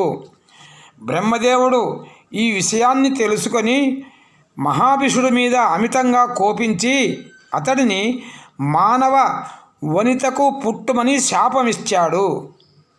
మహాభిషుడు మిక్కిలి భయపడి చేతులు జోడించి, మానవలోకంలో కల రాజులందరిలోనూ పుణ్యాత్ముడు ప్రతీపుడు కాబట్టి అతడికి మాత్రమే పుత్రుడనే జన్మిస్తానని వేడుకోగా, మరి ఒకరి యందు జన్మించలేడని కోరి దానికి బ్రహ్మదేవుడు కూడా సమ్మతించి గంగను కూడా మహాభిషుని దొడ్డతనాన్ని రూప సౌందర్యాలను పట్ల ఆమె కూడా అనురక్త ఉన్నది కాబట్టి గంగకు కూడా శాపమిస్తాడు. మన్మన బాధాలకు గురైన గంగకు కూడా శాపమిస్తాడు. ఆ విధంగా స్వర్గలోకం విడవలసి వచ్చినందుకు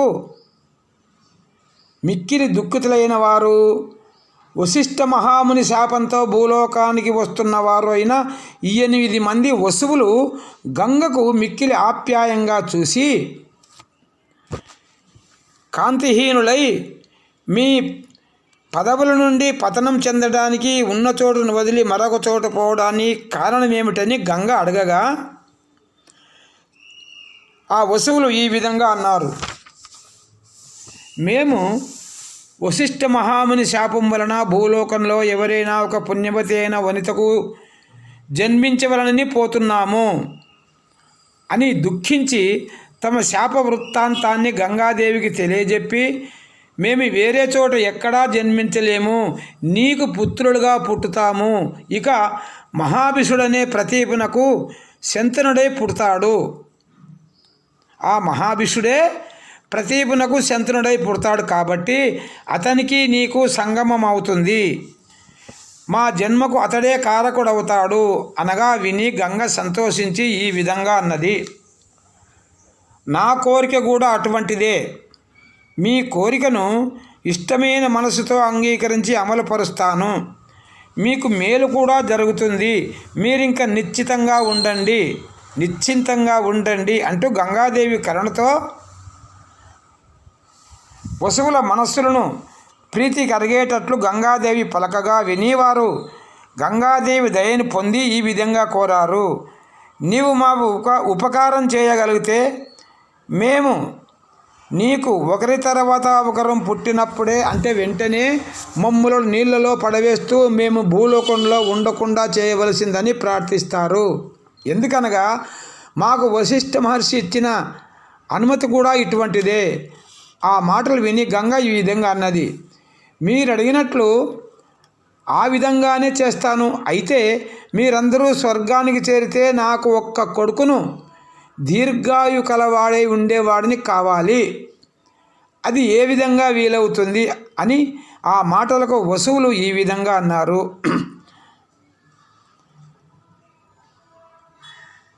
తన పుత్రునకు భార్యవగుమని ప్రతీపుడు గంగకు ఉపదేశించుట.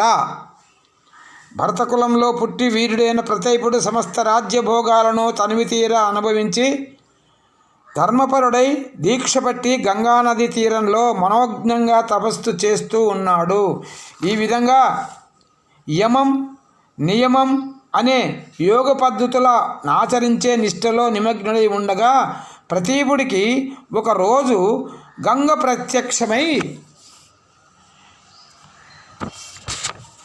గంగానది తీవి వంటి మేను కలిగినదై పొందికగా ఎత్తైన వక్షోజములు జంట కలిగినదై పద్మముల వంటి ముఖం కలిగినదై అయిన దివ్యవనిత రూపం దాల్చిని తన శరీరకాంతులు ప్రశసిస్తూ ఉండగా వచ్చి మన్మథ పారవస్యంతో ప్రతీప మహారాజు యొక్క సువిశాలమైన కుడితొడ మీద మిక్కిలి విలాసంగా కూర్చున్నది. ఇంద్ర సమానుడైన ప్రతీప మహారాజా, నేను జహ్ను మహర్షి పుత్రికను జాహ్నవిని. నీ మంచి గుణాలకు సంతోషించి నీకు భార్యనవుదామని వచ్చాను. ఓ సూర్యతేజుడా, నన్ను ప్రీతితో స్వీకరింపుము అని గంగ పలకగా ప్రతీపుడు ఈ విధంగా అన్నాడు. ఓ పద్మముఖి, అగ్నిసాక్షిగా పెండ్లాడిన భార్య ఒక్కతేనే కానీ ఇతరుల వంతులను మనసులో సైతం నేను స్మరించను. ఓ అభిమానవతి, ఇటువంటి ఆత్మనిగ్రహం ఉన్న నన్ను ఇతరులతో పలికినట్లుగా అమాయకురాలవై ఈ విధంగా అడగడం నీకు న్యాయం కాదు.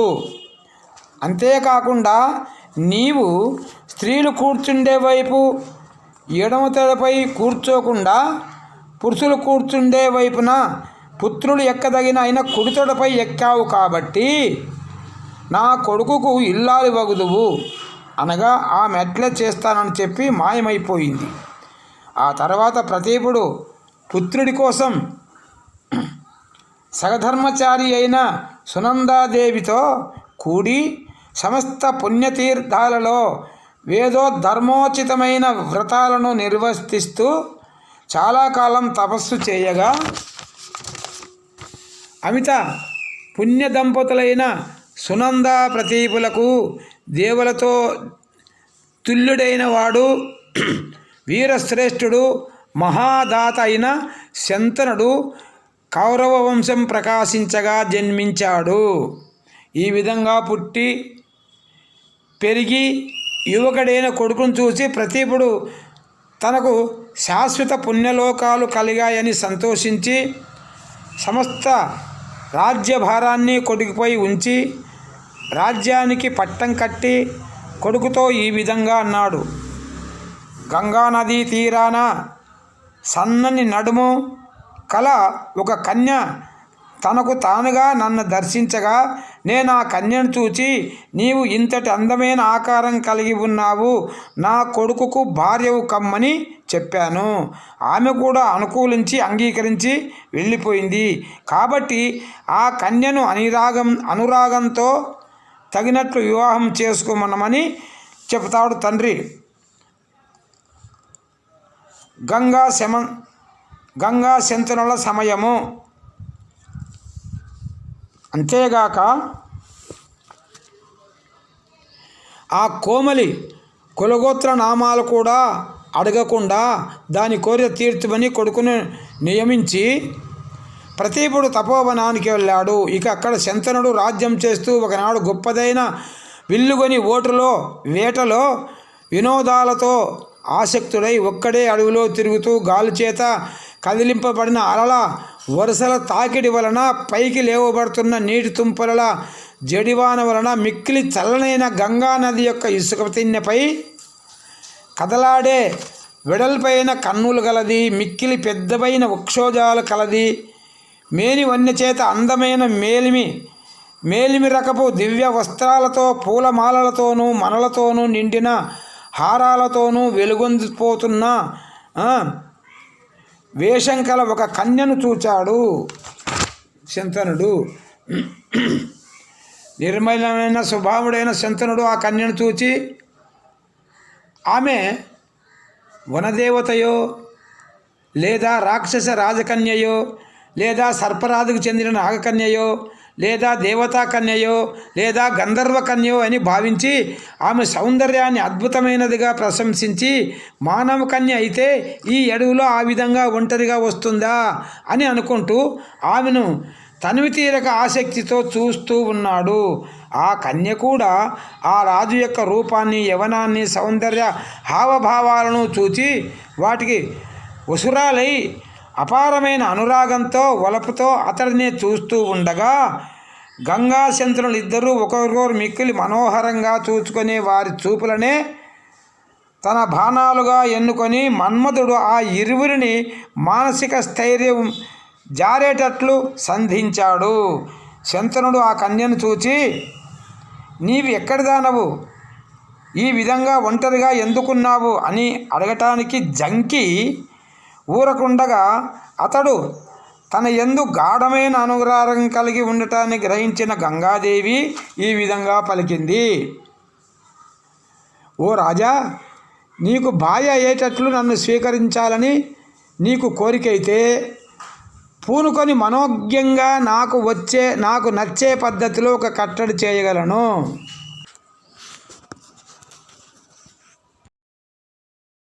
గంగాదేవి శంతనునితో తన మనసులోని కోరికను తెలుపుట. నేను ఏది చేసినా దానికి నీవు అంగీకరించి అడ్డు చెప్పకుండా నన్ను పరుషమైన మాటలతో మనసు నొప్పించకుండా ఉండాలి. అట్లయితే నేను నీకు భార్యనై నీవు కోరికలు తీరుస్తాను. అట్లు కాక నీవెప్పుడైనా నాకు నచ్చని మాటలు పలికితే వెంటనే నిన్ను విడిచిపోతాను అనగా శంతనుడు ఆమె కట్టడికి అంగీకరించి ఆమెను పెండ్లాడాడు. గంగ కూడా మానవ వనిత రూపం ధరించి అతడి కోరిన సుఖాలను కలిగిస్తూ ఉన్నది. ఆ తర్వాత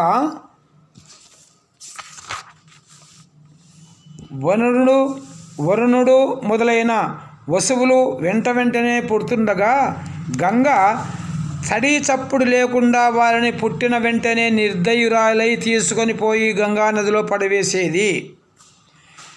ఆ రాజు ఆ సంగతి తెలుసుకొని కూడా కొడుకులను దయమాలి ఆ విధంగా గంగలో ఎందుకు వేస్తావని, మిక్కిలి అధర్మాన్ని ఎందుకు చేస్తావని అడగటానికి వెనుకాడి భయపడి ఆమె ఎక్కడ తను విరోధిస్తే ఆమె తనను వదిలిపోతుందేమోనని మారుమాట లేకుండా ఎప్పటి వలనే ప్రీతితో ఉండేవాడు.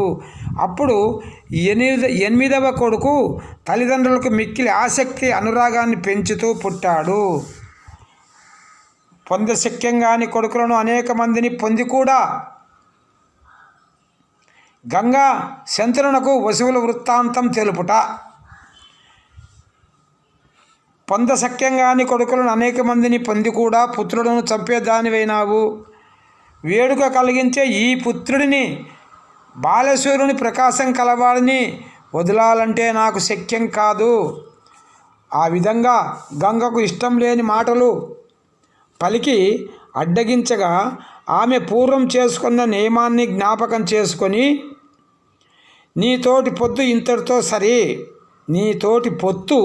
ఇంతటితో సరి నేను పుణ్యజల ప్రవాహ రూపమైన పవిత్రరాలైన 3 లోకాలలో పవిత్రనని పేరు పొందిన గంగను సుమ. అష్టవసువుల వశిష్ఠుని శాపం వలన భూమిపై పుట్టుతూ మేము మరొక చోట పుట్టలేము, నీ గర్భంలోందే జన్మిస్తాము, భూలోకంలో ఎక్కువ కాలం ఉండకుండా మమ్ములను ఆ జన్మలను విముక్తి చేయమని నన్ను వేడగా ఆ దేవతలు మేలు కోరి మానవ రూపం ధరించి నీ వలన వసువులను కన్నాను. దీని వలన నీకు క్షయం లేని పుణ్యలోకాలు కలుగుతాయి. అంతేకాక ఈ 8వ కొడుకు వసువులలో ఒక్కొక్కళ్ళ 4 అంశాన్ని ధరించి సమస్త ధర్మాలకు మూర్తి కట్టినవాడుగా పుట్టాడు. లోక శ్రేయస్సు కొరకు భూలోకంలో చాలా కాలం ఇతడు జీవిస్తాడని చెప్పగా గంగతో శంతనుడు ఈ విధంగా అన్నాడు. వసువులు దోషరహితులు, దేవతలు, లోకుల చేత పూజింపదగిన వారు. అటువంటి వారిని ఆ వశిష్ఠుడు భూలోకంలో పుట్టేటట్టు ఎందుకు శపించాడు? కాగా వసువులు పుట్టుతూ స్వర్గానికి వెళ్ళడానికి, ఈ 8వ వసువు భూలోకంలో చాలా కాలం జీవించడానికి కారణమేమి అని అడగగా శంతనుడితో గంగ ఈ విధంగా అన్నది. వరుణుడు అనే మునికి అపార తపస్సు కలవలను, అనేక పుణ్యకర్మల యొక్క ఫలితం చేతను పుట్టిన దివ్య మునీంద్రుడు, సర్వలోకాల చేత గౌరవింపబడేవాడు, బ్రహ్మతో సమానుడు అయిన వశిష్ఠ మహర్షి రత్నాలతో వెలుగొందే పెద్దదైన మేరుపర్వతం గుహ లోపలి భాగాన్ని ఆశ్రమంగా చేసుకొని తపస్సు చేశాడు. కాగా దక్ష ప్రజాపతి యొక్క కూతురైన సురభికిన్ని కశ్యపుడికిన్ని పుట్టిన నందిని అనే ధేనువు హోమానికి కావలసిన ద్రవ్యాలన్నిటినీ తన పొదుగు ద్వారా అందించే హోమదేవునిగా ఉండి కోరిన వస్తువులన్నిటినీ పాలధారతో పాటు వర్షిస్తూ ఉండగా నిశ్చిత్తంగా తపస్సు చేస్తున్న వశిష్ఠుడి యొక్క ఆశ్రమానికి ఒకసారి 8 మంది వసువులతో భార్యలతో కూడి విహార్దా వచ్చి వశిష్ఠుడు హోమదేవుని చూచి దాని మహిమకు అంటే దాని స్వభావానికి ఆశ్చర్యపడుతూ ఉన్న సమయంలో 8వ వసువు యొక్క భార్య తన భర్తతో ఈ విధంగా అన్నది. ఈ నందినీదేవి పాలు త్రాగి నరులు 10,000 ఏండ్లు ముసలితనము రోగాలు లేకుండా అమరత్వంతో హాయిగా బ్రతుకుతారట. దీనికి యజమాని అయి పాలకుడైన వాడే నిజంగా ఎక్కడైనా గొప్పవాడుగా పరిణింపబడేది. కావున భూలోకంలో నాకు ఉసీనర దేశాధిపతి యొక్క కూతురు జితపతి అనే ఆమె నా ప్రాణ స్నేహితురాలు. నేనెప్పుడూ ఆమెకు సంతోషం కలిగించాలని భావిస్తూ ఉంటాను. ఈ ఆవును ఆమెకిచ్చి పంపుదామనగా ప్రియురాలి మాటలకు అసూగా ప్రభాసుడు తన సోదరుల చేత ప్రేరితుడై వశిష్ఠుని హోమదేవుని పట్టుకొని పోగా ఆ ముని తన హోమదేవును కనబడకపోవడంతో అడవి 4 మూలలా గాలించి తన యోగ దృష్టితో చూసి వసువులను తీసుకొని పోవడం తెలుసుకొని అప్పుడు వశిష్ఠుడు వసువులను మీరు మానవజనం ఎత్తండి అని కోపంతో శపించాడు. వారు అందుకు భయపడి మనసు కలతపడగా వినయంగా వశిష్ఠుడితో ఈ విధంగా అన్నారు. వశిష్ఠ మహర్షి, నీవు ధర్మం తెలిసిన వాడవు.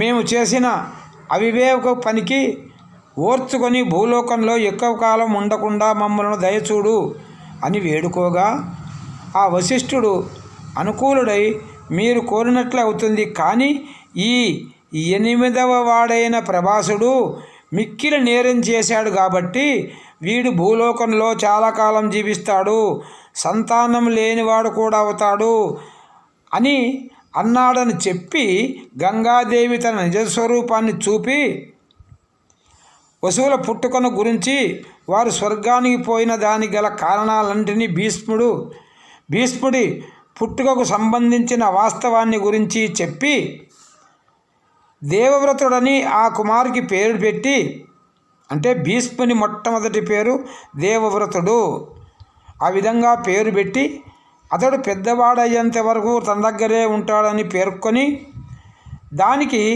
శంతనుడిని ఒప్పించి కొడుకును తనతో తీసుకుపోయింది. శంతనుడు దానికంతటికీ ఆశ్చర్యపడి గంగతో తాను చాలా కాలం కోరిన కోరికలు అనుభవించినా అది స్వల్పకాలంగానే తోచగా విచారపడుతూ హస్తినాపురానికి వచ్చి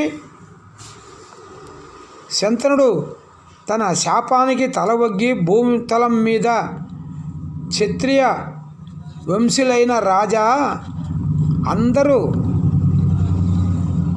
వినయంతో తనకు సేవకులుగా చేస్తూ ఉండగా వ్యాపించిన తన కీర్తి ఉత్తమ కీర్తి దిక్కులనే వనితలకు పెట్టిన ముత్యాల దండయో అన్నట్లు ప్రకాశించగా వెలుగొందుతున్న రాజధర్మ వ్యవస్థలో సముద్రాల వరకు వ్యాపించిన భూమిని ప్రజలు రక్షించడంతో నిమగ్నుడైనాడు. ఈ విధంగా లోకమంతా తాను అనుసరించే ధర్మ మార్గాన్ని పొగుడుతూ ఉండగా సుఖంగా ఉండి ఒకనాడు వేటకై గంగానది సమీపానికి పోగా ఎదుట గంగానది తన నుండి దూరం కావటం చేత చిక్కి సన్నబడిపోయిందా అన్నట్లు మిక్కిలి తక్కువ నీటిపారుదల కలిగిందై ఉండగా చూసి దీనికి కారణమేమిటో అని అనుకుంటూ మరొక ప్రాంతానికి పోయి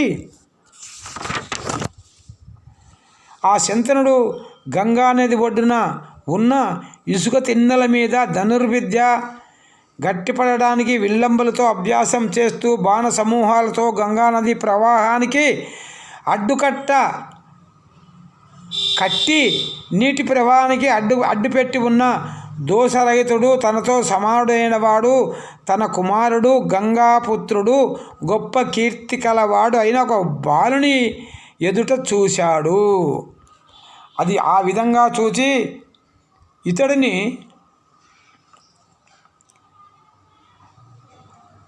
అతడిని పుట్టిన నాడు మాత్రమే చూచి ఉన్నాడు కాబట్టి ఆ సమయంలో గుర్తించలేక శంతనుడు ఆశ్చర్యంతో కలతపడిన హృదయం కలవాడై ఆ బాలుడు కూడా శంతనుని చూచి తండ్రిగా గుర్తించలేకపోయినా సహజమైన అనురాగంతో ముగ్ధుడై ఉండిపోయారు.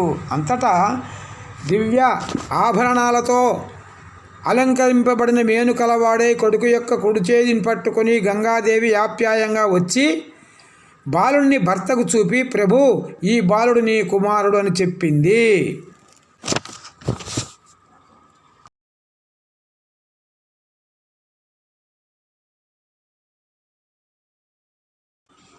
గంగాదేవి శంతనుతో, ఓ రాజా, ఇతడు వశిష్ఠుని వద్ద వేదాలను సాంగంగా చదివాడు. శుక్రుడు బృహస్పతి నేర్చినట్లుగా సకల ధర్మశాస్త్రాలను వివిధ శాస్త్రాలను నేర్చాడు. శ్రేష్టమైన అస్త్రాలు అన్నిటినీ ప్రయోగించే నేర్పులో ఆ పరశురాముడు ఎంతటి సమర్థుడో అంతటి నీ సమర్థుడైనాడు. ఆత్మజ్ఞానంతో సనత్కుమారుల వలె పుణ్యాత్ముడైనాడు. నీ కుమారుడని ఇతడిని స్వీకరించమని శంతనునికి కుమారుని ఒప్పజెప్పి వెడిలిపోగా శంతనుడు విషయమంతా తెలుసుకొని పెన్నిధిని పొందిన పేదవాడి వలె కొడుకును చూచి ఉప్పొంగిపోయి అతడిని తన వెంట తీసుకొని పోయాడు. ఆ విధంగా శంతనుడు తన రాజధానికి తిరిగి వచ్చి సకల ప్రధానుల ఎదుట గాంగేయుడికి యువరాజ్య పట్టాభిషేకం చేసి కొడుకుతో వేడుకలు సలుపుతూ 4 ఏళ్ళు మరే వ్యాసంగాలు లేకుండా ఉండి ఒకనాడు యమునా నదీ తీరంలో వేట చేస్తూ తిరిగి వస్తూ ఉండగా ఒక అపూర్వమైన సుగంధం వాసన చూశాడు. ఆ వాసన వస్తున్నది దిక్కునే వెళుతూ యమునా నదీ తీరంలో అప్పుడు రాజు బంగారు వన్నెగల స్వచ్ఛమైన మృదువైన లత వంటి మేను గలది, సన్నని నడుము గలది, తామ్రరేగుల వంటి కన్నులు గలది, ఆమడ దూరం మేని సుగంధాన్ని వ్యాపింపజేసేది అయిన దేవకన్య వంటి కన్యను చూచాడు. శంతనుడు ఆమె శరీర పరిమళాన్ని, ఆమె చలించే కన్నులను, ఆమె అందమైన ఆకారాన్ని, తెల్లని చిరునవ్వుతో కూడిన ఆమె ముఖకాంతిని, ఆమె శృంగార హావభావాలను మిక్కిలి సంతోషించి మన్మథ బాణాలతో కొట్టబడిన హృదయం కలవాడై అనురాగంతో ఆమెను ఈ విధంగా అన్నాడు. ఓ అందమైన దానా, నీవెక్కడి దానవు? ఒంటరిగా ఈ యమునా నదిలో పడవ నడుపుకుంటూ నీవు ఈ విధంగా ఉండడం చూడడానికి ఉచితంగా ఉన్నదా అంటే లేదు అని రాజు అనగా విని ఆ కన్య చిరునవ్వుతో అందమైన గుండ్రని ముఖం పైకెత్తి లేడి కన్నుల వంటి కన్నులతో ఇంద్రుడిని పోలిన ఆ రాజును చూసి సంతోషంతో ఈ విధంగా అన్నది. ఓ రాజా, నేను దాసరాజు కూతురిని. తండ్రి గారి ఆజ్ఞ చేత ఈ పనిని ధర్మం కోసం చేస్తుంటాను అని అనగా దాని కొంగ్రొత్త రూప సౌందర్యాలను గూర్చి ఇదివరకే తెలిసి ఉన్న వాడు అవటం చేత ఆ లలితాంగిపై కోరికపడి దాసరాజు వద్దకు వెళ్ళి తన అభిప్రాయాన్ని తెలిపాడు. దాసరాజు సంతోషించి శంతనుడిని మిక్కిలి భక్తితో పూజించి ఈ విధంగా అన్నాడు. పుట్టినప్పుడే ఈ కన్యను తగిన వరునికి ఇవ్వడం అనేది లోక మర్యాద. అంటే పుట్టినప్పుడే ఆడపిల్లను ఒక అయ్య చేతిలో పెట్టాలి, అతడెక్కడో పుట్టే ఉంటాడని భావించుకోవడం పరిపాటన్నమాట. రాజా, ఈ కన్యను మిక్కిలి మక్కువతో నీ వంటి ఉత్తముడైన వరునికిచ్చి కృతార్థులం కామామేము. కాబట్టి అయినప్పటికీ నా మనసులో ఉన్నదానిని చెప్తాను వినండి. ఈ కన్యను భారీగా చేసుకునే కోరిక నీకు ఉంటే నేను కోరిన దానిని ఇమ్మనగా శంతనుడు అది ఇవ్వదైందైతే ఇస్తాను, కాకపోతే ఇవ్వలేను, అది ఏమిటో తెలియజెప్పమని అనగా దాసరాజు ఈ విధంగా చెప్పాడు. రాజా, నీకు ఈ సుకుమారి వలన పుట్టిన కొడుకు నీ అనంతరం రాజ్యానికి రాజు అయ్యేటట్లు ప్రీతిగా మాట ఇవ్వగలవా అని అడగగా శంతనుడు యువరాజు అయిన గాంగేయుడిని భావించి ఈ మాట తప్ప వేరే ఏమైనా వేడుకో ఇస్తాను అని అన్నాడు. గాంగేయుడు బ్రహ్మచర్య వ్రతము భూని భీష్ముడగుట, నాకు మరేదియూ ఇష్టం లేదు అనగా విని ఆ దాసరాజు చేత అడ్డగింపబడిన కోరిక గలవాడై తిరిగి తన పట్టణానికి వచ్చి శంతనుడి విచారం చేత ఆవరింపబడిన వాడై సత్యవతినే తలుస్తూ కలవరిస్తూ రాజకార్యాల నుండి దూరమై ఉండగా ఒకనాడు గాంగేయుడు తండ్రి చెంతకు వచ్చి ఈ విధంగా అన్నాడు. మానవ శ్రేష్ఠులలో శ్రేష్టమైన వాడా, నీ చేత లెస్సగా రంచింపబడిన ఈ రాజ్యానికి సమస్య తెచ్చిపెట్టగల శత్రువుల సమూహం లేదు. అంటే నీకు ఎటువంటి శత్రువు లేరు. దేశంలోని ప్రజలకు అందరికీ అపారంగా ఎల్లప్పుడూ శుభాలే కలుగుతున్నాయి.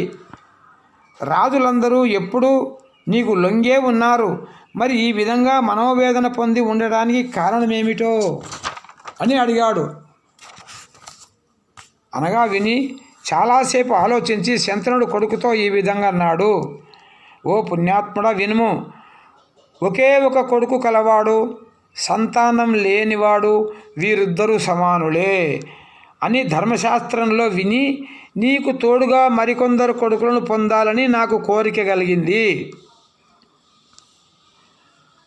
ప్రజల చేత ప్రశంసింపబడే ఓ గాంగేయ, ఉత్తమ ధర్మశాస్త్ర నిర్ణయాలలో నిపుణులైన ఋషివరులు ఉత్తమ వంశాలలో పుట్టినవారు అగ్నిహోత్రాన్ని, సంతానాన్ని, వేదాలను తమ గృహాలలో విచ్ఛిన్నమయ్యేటట్లు చేసుకోనరాదని అన్నారు. నీవు అస్త్రశస్త్ర విద్యలలో పండితుడవు, యుద్ధాలలో దయాదాక్షిణ్యాలు లేను కరుకువాడివి, శత్రువును సంహరించడంలో వెనుక ముందు ఆలోచించకుండా సాహసుడివి. ఈ 3 గుణాలు ఎప్పుడో ఒకప్పుడు నీకు ప్రమాదాన్ని తెచ్చిపెడతాయి. కాబట్టి నీవు దీర్ఘకాలం బ్రతుకుతావని నేను మనసులో నమ్మకం లేకపోతున్నాను.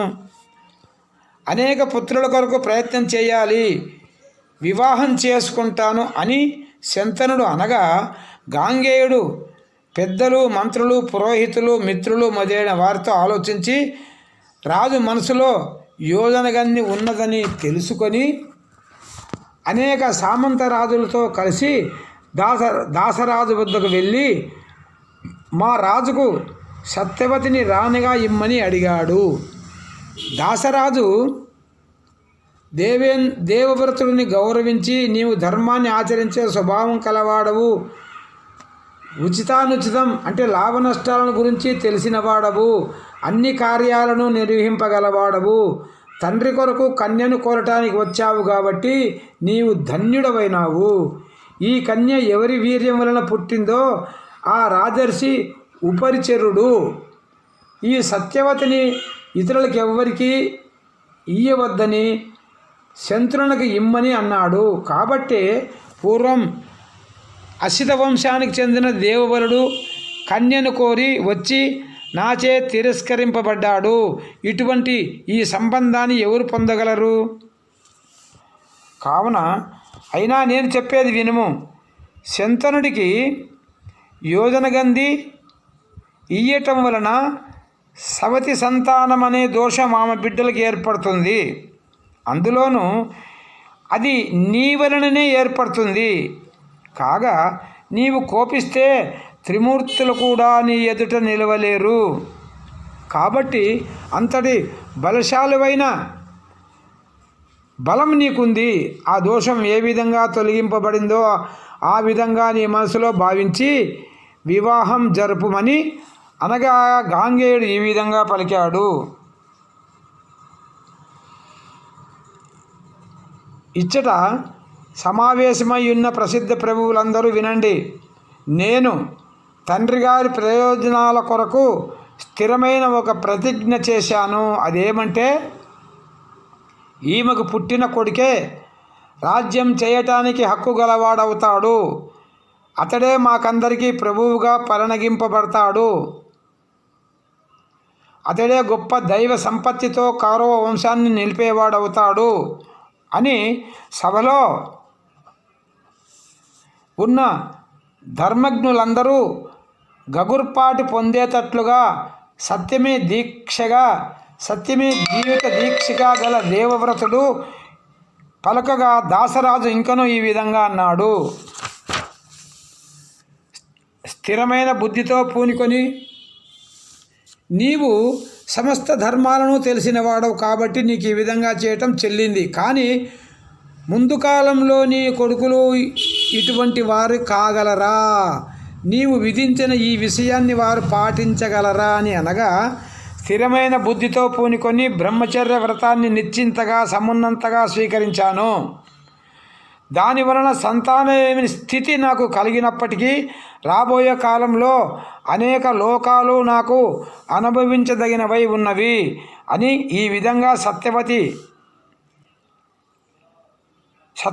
తన తండ్రి అయిన శంతనునికి ఇచ్చి పెళ్లి చేసుకున్న కొరకు తనకు వారసత్వంగా వచ్చే రాజ్యాన్ని వదిలిపెట్టడమును బ్రహ్మచర్య వ్రతాన్ని స్వీకరించడమును చేసిన దేవతుడి యొక్క నిత్య నిష్టకు తండ్రి కార్యాన్ని నిర్వహించటంలో ప్రదర్శించిన నేర్పరితనాన్ని మెచ్చుకొని దేవతలు ఋషి సమూహాలు అతని మీద పూలవాన కురిపించాయి.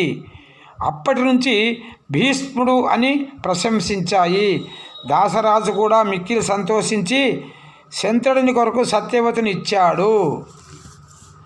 సూర్యుడి వలె ప్రకాశించే భీష్ముడు ఆ కన్యను తన తల్లి అయిన దానిని సత్యవతిని భూప్రజలందరూ తనను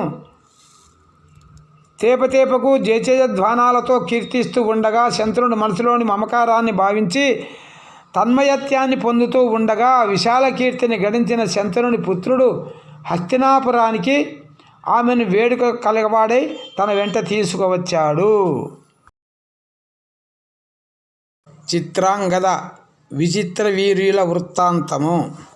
ఆ విధంగా శంతనుడు అమితమైన ప్రేమతో సత్యవతిని వివాహమాడి మానవ మాత్రలకు అసాధ్యమైన ఆ భీష్ముడి నిత్య నిష్టకు సంతోషించి అతని ఇచ్చ వచ్చినప్పుడు మరణించేటట్లు వరమిస్తాడు. సత్యవతి యందు చిత్రాంగద విచిత్ర వీరులనే 2 కొడుకులను పొంది వారు యువకులు కాకుండానే పరలోకానికి పోయాడు. భీష్ముడు తండ్రికి అపరక్రియలు చేసి చిత్రాంగదుడికి రాజ్యాభిషేకం చేస్తాడు. అతడు కడు చెంచలుడై అహంకారంతో ఎవరిని లెక్క చేయకుండా చిత్రాంగదుడు రాక్షసులను మానవులను గంధర్వాదులను లక్ష్య చేయక మాట్లాడుతుండగా అతని ప్రవర్తనకు కోపించి చిత్రాంగదుడు అనే గంధర్వరాజు తనతో ద్వంద్వయుద్ధానికి ఆహ్వానించాడు. అప్పుడు కురుక్షేత్రంలో నరులకు గంధర్వులకు ప్రభువైన ఆ 2 చిత్రాంగదులు అంటే స్వీయ నామం కలవారు లెక్క చేయక యుద్ధంలో ఒకరినొకరు ఎదుర్కొని తరుగని బలమనే ధనం గలవారై హిరణ్యతీ నదీ తీరంలో పోట్లాడుకున్నారు.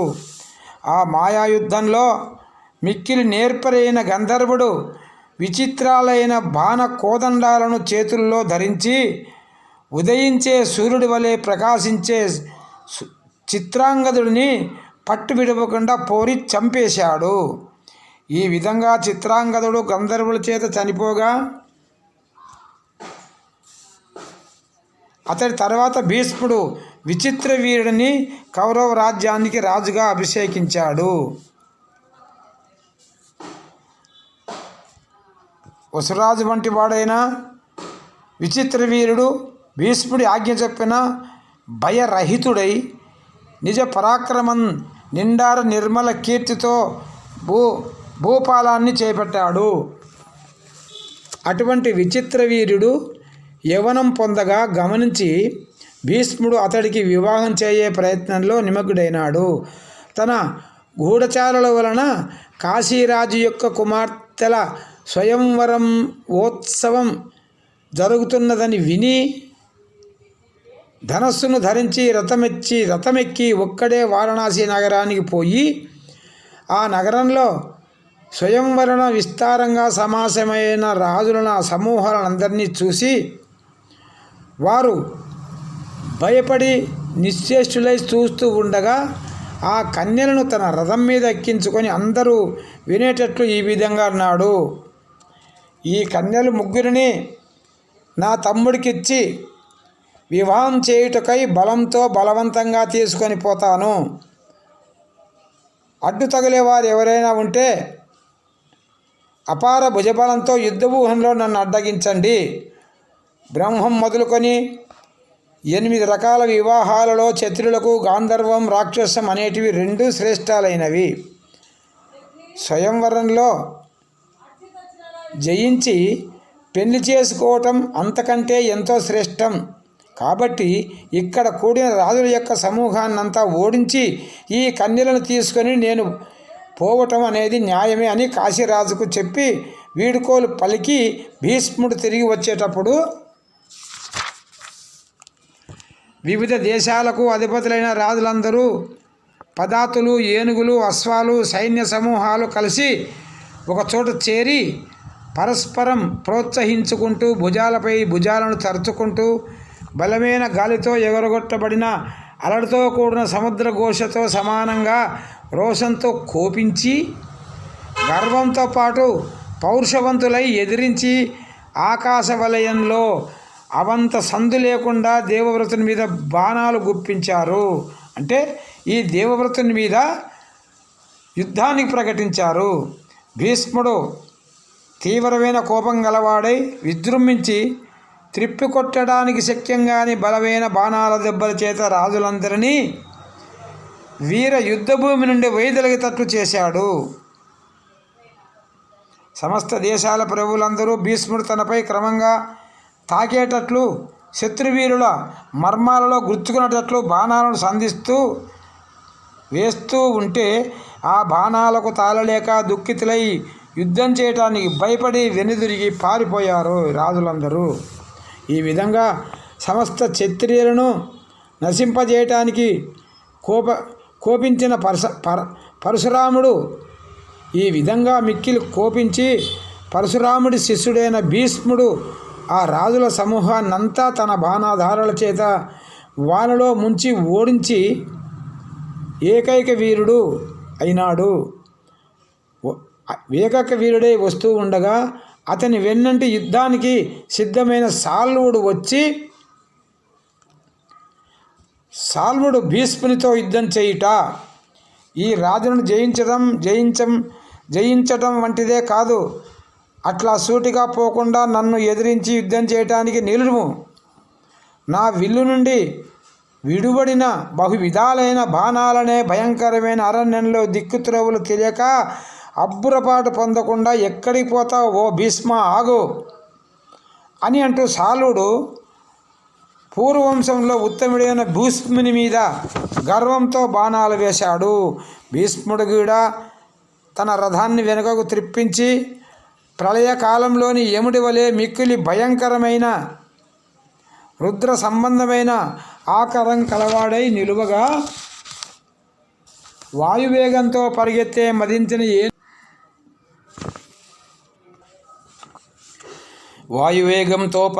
మదించిన ఏనుగును ఎదిరించి మళ్లించిన తెగకు ముఖ్యమైన ఏనుగు వలె కురుశ్రేష్ఠుడైన భీష్ముడి యొక్క సైన్యాన్ని ఈ విధంగా ఇతడు మళ్లించాడే, ఏం జరుగుతుందో అంటూ ఆసక్తితో చూచేవారు ఆశ్చర్యంతో నిండిన మనస్సులతో సాల్వభూపతి పరాక్రమాన్ని నాలుగు దిక్కులా పొగుడుతూ ఉండిపోయారు.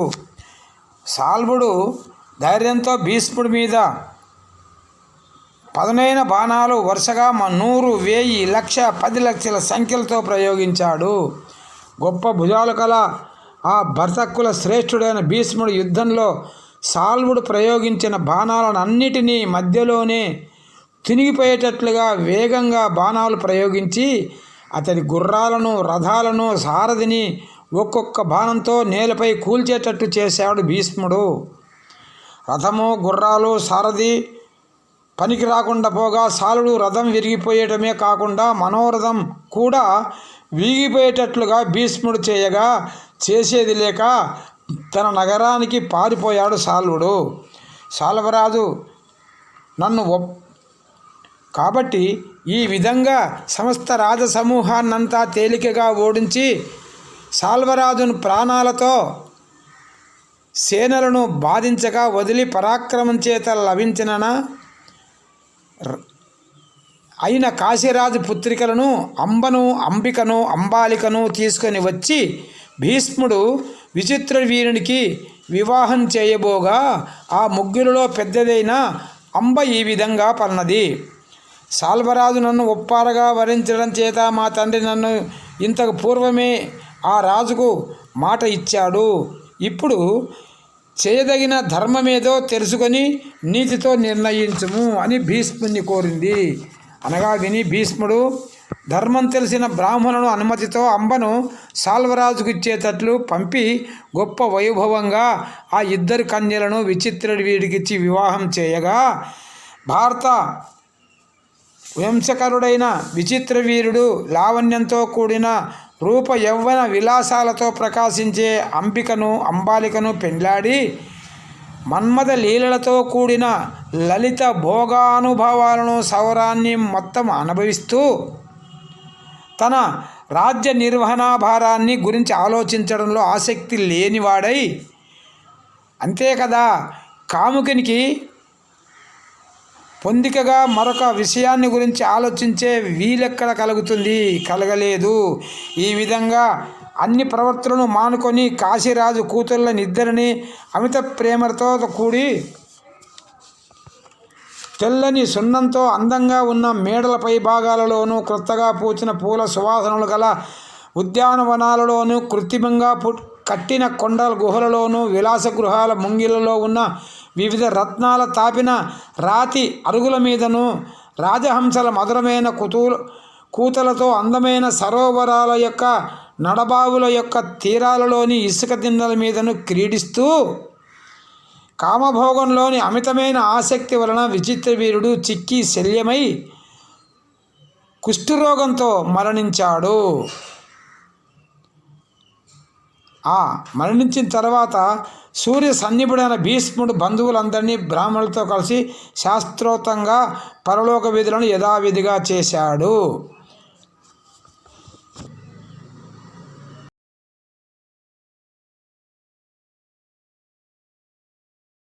ఈ విధంగా విచిత్రవీర్యుడు రతియందు మిక్కిలి ఆసక్తి కలవాడై చిక్కి శల్యమై స్వర్గస్థుడవుతాడు. అప్పుడు తల్లి అయిన సత్యవతి భీష్ముణ్ణి రప్పించి వివాహమాడమని కోరుతుంది. ఆ తర్వాత అపారమైన దుఃఖసాగరంలో మునిగిన తల్లిని మరదలను ఓదార్చి రాజులేని ఆ రాజ్యానికి ఏ లోపం రాకుండా రాజప్రతినిధిగా పాలన సాగిస్తూ ఉండగా తన కొడుకు సర్వధర్మాలు తెలిసినవాడు అయిన భీష్ముడు చూచి సత్యవతి ఈ విధంగా అన్నది: శత్రువులను తప్పింపజేసేవో వీరుడా భీష్మ, శంతనుడి యొక్క సంతానమని చెప్పదగిన వాస్తవమును, కలకాలముండే కీర్తియు, పితృదేవతలకు పిండ ప్రదానం చేసే ఉత్తమ కర్మాది అధికారమును, అపారమైన సామ్రాజ్య భారమును నీ యందు మాత్రమే చాలా కాలం నిలిచి ఉండే స్థితి ఏర్పడింది. కావున నీవు తప్ప ఈ కార్యమును సరిదిద్దేవారు ఎవరూ లేరు. ఓ పాపరహితుడా భీష్మ, అంతేకాక రాజవంశాలన్నీ పుట్టిన విధానాల గురించి నీవు వాస్తవాలను కలిగి ఉన్నావు. ఉత్తమ గుణ సంపద గల నీవే ఈనాడు భరతవంశానికి ఆధారంగా నిలిచి ఉన్నావు. కావున నిన్ను నేను ఒకటి ఆజ్ఞాపిస్తూ ఉన్నాను, నా సంతోషం కొరకు దాని నీవు చేయుము అని. ఇప్పుడు కురువంశంలో రాజార్హుడైన వాడు నీవొక్కడవే బ్రతికి ఉన్నావు. నీవు ఈ రాజ్యాన్ని అసహాయ వీరుడుగా చేపట్టి నీ పరాక్రమ తేజాన్ని నలుదిక్కులా వెలిగేటట్లు చేయుము. క్రమంగా సంతానాన్ని కూడా పొందుము. ఓ భీష్మ, బ్రహ్మదేవుడు మొదలుకొని పరంపరగా ఎక్కడా ఎప్పుడూ ఆగిపోకుండా ఈ విధంగా వచ్చిన ఈ వంశము నీ ఉండగానే నిర్వంశం కాకూడదు. నీ జీవిత కాలంలోనే వంశ పరంపరను విచ్ఛిన్నం కావడము అధర్మమవుతుంది. కావున సత్యవతి ఆ మాట అనగా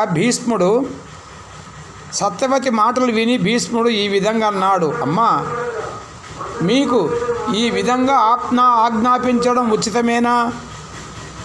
ఆ విధంగా ఆనాడు నేను చేసిన ప్రతిజ్ఞను, అంతేకాక నేను చేపట్టిన బ్రహ్మచర్య వర్తనాన్ని ఒమ్ము చేయడానికి నేనంత అవివేకినా? చెప్పండి.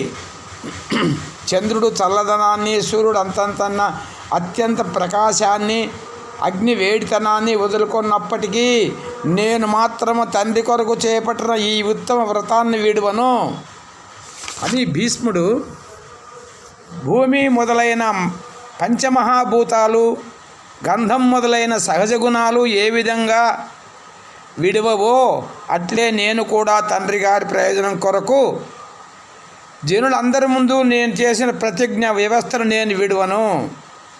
అది ఎట్లుండనివ్వండి. మీరు చెప్పినట్టు నాకు తెలియని ధర్మాలు లేవు.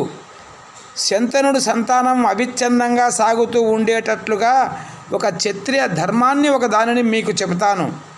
నేను చెప్పిన దానిని, ధర్మ ప్రయోజనాన్ని, లోకం పోకడ విధానాన్ని తెలిసిన నిపుణులైన పురోహితులు మొదలుకొని సమస్త బ్రాహ్మణ శ్రేష్ఠులతో ఆలోచించి చేయండి అని భీష్ముడు అందరూ వినేటట్లుగా ఈ విధంగా అన్నాడు.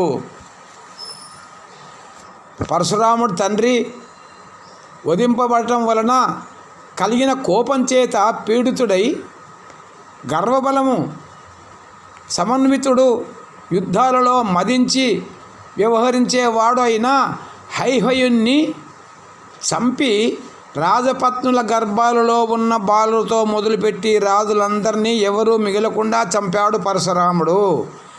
అటువంటి సందర్భంలో పూర్వం బ్రాహ్మణ శ్రేష్ఠులు ధర్మశాస్త్ర విధి ప్రకారం ఆ రాజపత్నులందు సంతానాన్ని కలిగించి నిర్వంశం కాకుండా వంశాలను నిలిపాడు. కావున మనోనిగ్రహం కలవాడు లోకపావనుడు ధర్మమూర్తి అయిన ఒక బ్రాహ్మణ శ్రేష్ఠుణ్ణి పొందగలగాలి. అతడు విచిత్ర వీరుడి భార్యలయందు సంతతిని కలిగిస్తాడని తెలిపాడు భీష్ముడు.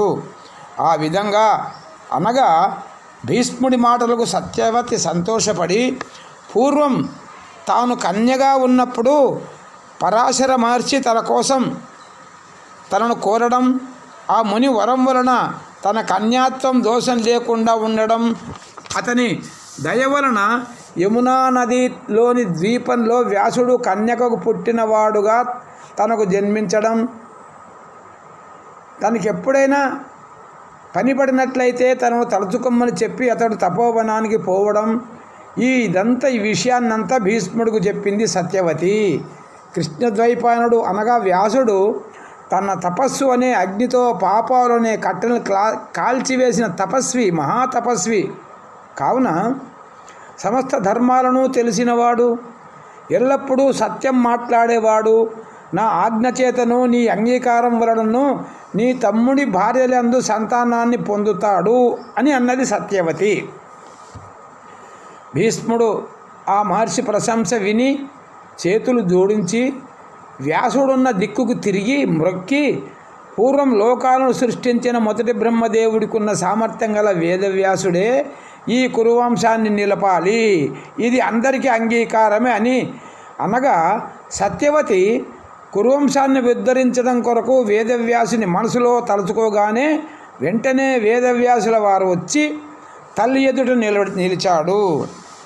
ఆనందంతో కలిగిన కన్నీటి ధారలతోనూ అభిషేకిస్తూ ఉండగా ఆ మునిశ్రేష్ఠుడు తల్లి కన్నీటిని తుడిచి నమస్కరించాడు. పురోహితుడిని ముందుంచుకొని బ్రాహ్మణ శ్రేష్ఠుడితో కలిసి నియమానుసారంగా భీష్ముడిచ్చిన అర్ఘ్యాది అతిథి పూజలు గ్రహించాడు వ్యాసుడు.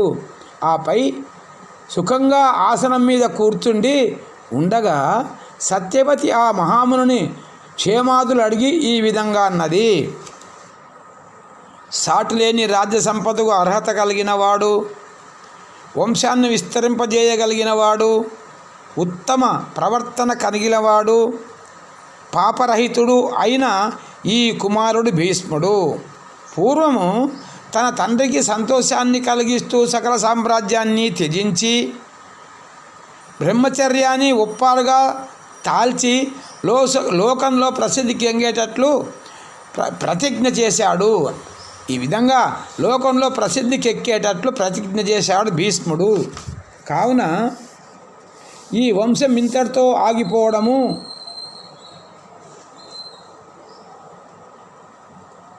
నీ తమ్ముడుగా ప్రసిద్ధి చెందిన విచిత్రవీనుని యొక్క భార్యల యందు దేవర న్యాయాన్ని అనుసరించి సంతోషంతో ఈ కులం ఎప్పుడూ ఎడతెగని సంతతిలో ఉండేటట్లు కుమారులను పొందుము అని కోరింది వ్యాసుని. కావున నీవు కారణంగా భరతవంశం చెదిరిపోకుండా స్థిరపడమును, ఆ వంశ హితం కోరి ఆత్మీయులు దేశ ప్రజలు దుఃఖాన్ని భయాన్ని వదిలిపెట్టడమును జరుగుతుంది. నాకు భీష్ముడికి ఎంతో సంతోషం కలుగుతుంది అని వేదవ్యాసుల వారిని కోరింది సత్యవతి. ఈ విధంగా సత్యవతి ఆజ్ఞాపించగా వేదవ్యాసుడు ఈ విధంగా అన్నాడు. నేను నీవు ఆజ్ఞాపించినట్లే చేస్తాను. ఇది అంతటా ఉన్న ధర్మమే. బహు పురాణాల్లోనూ వేదాలలోనూ జనశ్రుతి పరంపరల్లోనూ ఎప్పుడూ వినపడుతూనే ఉంది. కానీ ప్రసిద్ధంగా వంశాన్ని పెంపొందించే కొడుకులను వెంటనే వారు పొందుతారు. ఎందుకంటే రాజులేని రాజ్య ప్రజలకు ఒక్క క్షణకాలమైన సహజ శాంత స్వభావంతో ఉండడం అవశ్యం కాదు. కాబట్టి ఓ తల్లి, ఈ కాశీరాజపుత్రికల యందు ధర్మ నియమంతో పుత్రులను పుట్టిస్తాను. వీరు నేను చెప్పిన వ్రతాన్ని అంటే నియమాన్ని 1 సంవత్సరం కాలం ఆచరించి పవిత్రమైన హృదయాలు కలిగిన వారై ఉంటే ఉత్తమమైన కొడుకులు పుడతారు అని అనగా సత్యవతి ఈ విధంగా అనంది. ఇప్పుడు వంశాన్ని పెంపొందించే కొడుకులు వెంటనే కావాలి. ఎందుకంటే రాజులేని రాజ్య ప్రజలకు ఒక క్షణకాలమైన సహజ శాంతి స్వభావంతో ఉండడము అవశ్యం కదా. రాజ్యంలో రాజు లేకుండా పోయిన వెంటనే రాజ్య ప్రజలలో ధర్మాలన్నీ తొలగిపోతాయి. దేవ ఋషిశ్రేష్ఠులు రాజ్యాన్ని వదిలిపోతారు. క్రమంగా వానలు లేకుండా పోతాయి. ఇక వస్తువులు విలువలు పడిపోతాయి అని చెప్తారు. కాబట్టి ఓ సత్యవాక్య పరిపాలక, ఆలస్యం చేయక ఈ సమయంలో నేర్పుగా రాజ్యాన్ని నిలుపుము అని వేడుకున్నది. దయతో నీ వలన పుట్టిన కొడుకులు తమంట తాము తెలుసుకొని రాజ్యం చేసేంత వరకు భీష్ముడే రాజ్యానికి ఆవశ్యకాలు, మంగళాలు, నీతిమంతాలు అయిన కార్యాలన్నీ సమకూర్చేవాడై సామర్థ్యంతో రాజ్య కార్యభారాన్ని చేపట్టి నిర్వహిస్తూ ఉంటాడు అని సత్యవతి వ్యాసుడిని ఆజ్ఞాపించి ముట్టయి శుద్ధి స్నానం చేసి ఉన్న అంబిక వద్దకు పోయి, పుత్రులతో ఉత్తమ పుత్రుడు కాబట్టి న్యాయమైన పద్ధతిలో రాజ్యాన్ని ధరింపగల సమర్థుడైన కొడుకును నీవు పొంది భరతవంశాన్ని నిలుపుము అని కోరింది. ధర్మాలన్నిటిలో కంటే వంశం నిలపడం ఉత్తమ ధర్మం. నేటి రాత్రికి నీ వద్దకు దేవరుడు అనగా భర్తకు సోదరుడైన బ్రాహ్మణోత్తముడు వస్తాడు. అతని రాక కొరకు ఎదురు చూస్తూ ఉండవలసింది అని కోడలిని అంగీకరింపజేసి అనేక వేల మంది బ్రాహ్మణులకు, దేవతలకు, మునులకు ఇష్టమైన విందులు పెట్టి తృప్తులను చేసిందిగా ఉండగా ఆనాటి రాత్రి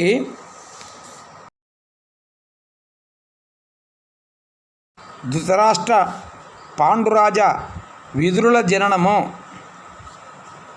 క్రొత్త చిగురుటాకుల వంటి సుకుమార శరీరం కలిగిన తెల్లని చూపులతో ఒప్పారే అంబిక దేవరుని వలన నాకు ఎప్పుడు కొడుకు పుడతాడో అని తలపోస్తూ కుతూహలపడి శుభ్రమైన శయ్యపై పరుండి ఉన్నది. అది తగిన వేళ అని తెలిసినవాడే వ్యాసుడు వచ్చాడు.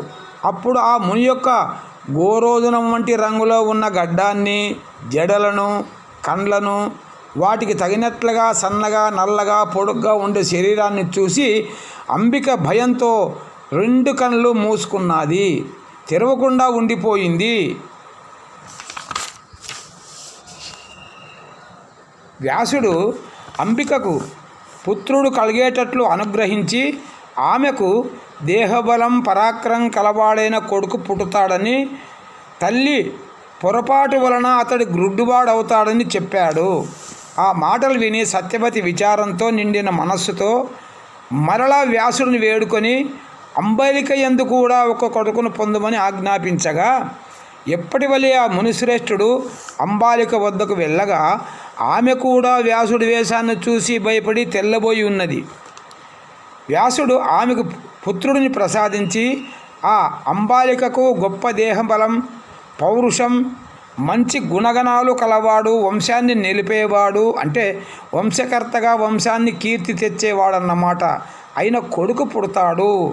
వాడు కూడా తల్లి పొరపాటు కారణంగా తెల్లని రంగు గల దేహం గలవాడవుతాడు అని చెప్పి వెళ్ళగా, అంటే పాండువర్ణం గల దేహం కలవాడుగా అవుతాడని చెప్తాడు వ్యాసుడు. అప్పుడు బలం కలిగి మదించిన 10,000 ఏనుగుల బలంతో కూడుకున్నవాడు, బుద్ధియే చూపుగా కలవాడు, కన్ను లేకపోయినా బుద్ధితోనే గ్రహింపగలిగిన వాడు, అల్పుడు కానివాడైన ధృతరాష్ట్రుడు అంబికకు కురువంశ శ్రేష్ఠుడుగా కొడుకై పుట్టాడు. అంబాలికకు కూడా సద్గుణాలకు సముద్రం వంటి వాడును, తెల్లని రంగుతో ప్రకాశించే మేను కలవాడును అయిన పాండురాజు కురువంశాన్ని స్థిరంగా నిలపడానికి సర్వధర్మాలు తెలిసినవాడుగా పుడతాడు. ఈ విధంగా ధృతరాష్ట్రుడు, పాండురాజు వరుసగా పుట్టగా వారికి భీష్ముడు బ్రాహ్మణులతోటి జాతక కర్మలు మొదలైన సంస్కారాలు చేయించగా సత్యవతి అంబిక కొడుకును పుట్టిగుడ్డివాడుగా తెలుసుకొని దుఃఖించి మరలా వ్యాసుడు తలంచింది. ఆ మునివరుడు వెంటనే వచ్చి ఏ పని ఉన్నది అని అడగగా అంబికకు పుట్టిన మొదటి కొడుకు గుడ్డివాడైనాడు కాబట్టి రూపవంతుడైన మరొక కొడుకును ఆమెకు ప్రసాదించమని వేడుకుంటుంది. ఆమె నిగ్రహం కలిగిన హృదయంతో ఉంటే మంచి కొడుకు పుట్టగలడని వ్యాసుడు అన్నాడు. కానీ అంబిక నిగ్రహం కోల్పోయింది. ఆ మునీశ్వరుని యొక్క రూపగణాన్నే చూసింది మాత్రమే కానీ ఆయనలోని ప్రజ్ఞను చూడలేకపోయింది. ఆ మాట ఆమె నిగ్రహం కలిగిన హృదయంతో ఉంటే మంచి కొడుకు పుడతాడని వ్యాసుడు అన్నాడు. ఆ మాట విని సత్యవతి ఇది వరకు వలె కూడలైన అంబికకు ఆజ్ఞాపించింది.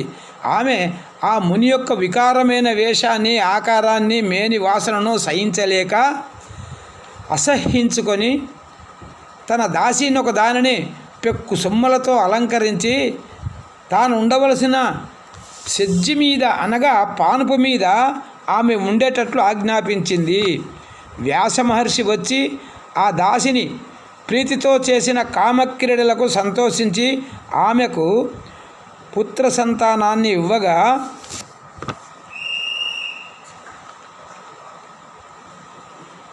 తీవ్ర కోప స్వభావుడైన మాండవ్య మహర్షి పెట్టిన శాప కారణంగా యముడు అంటే యమధర్మరాజు భూలోకంలో వేదవ్యాసుడి వీర్యం వలన ధర్మశాస్త్ర పండితుడు, ఎదురులేని బలం కలవాడు అయిన విదురుడు పుట్టాడు.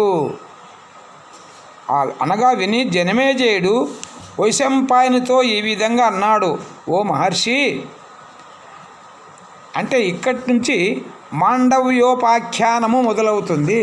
ఓ మహర్షి, సమస్త జీవ సమూహాలు పుణ్యపాపాల ఫలాలను తెలిసిన వారికి తగిన ధర్మం నడుపుతూ ఉన్న ఇటువంటి యమధర్మరాజుకు మాండవుడి చేత శపించబడి శూద్రవనితకు పుట్టే స్థితి ఎందుకు కలిగింది అని అడుగుతాడు. ఆ విధంగా అడిగిన జనమేజయుడికి వైశంపాయనుడు ఈ విధంగా చెబుతాడు.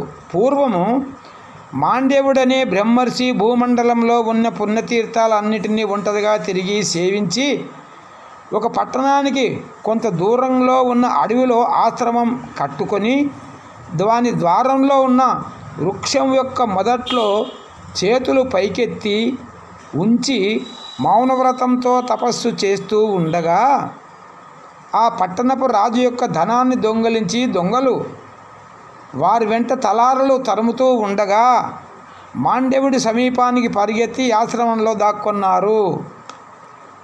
ఆ దొంగలు వెంటాడి వచ్చిన తలారుల ఆ మునిని చూచి, రాజధనం దొంగలించిన దొంగలు నీ దగ్గరికే పరిగెత్తి వచ్చారు, నీకు తెలిస్తే వారి జాడను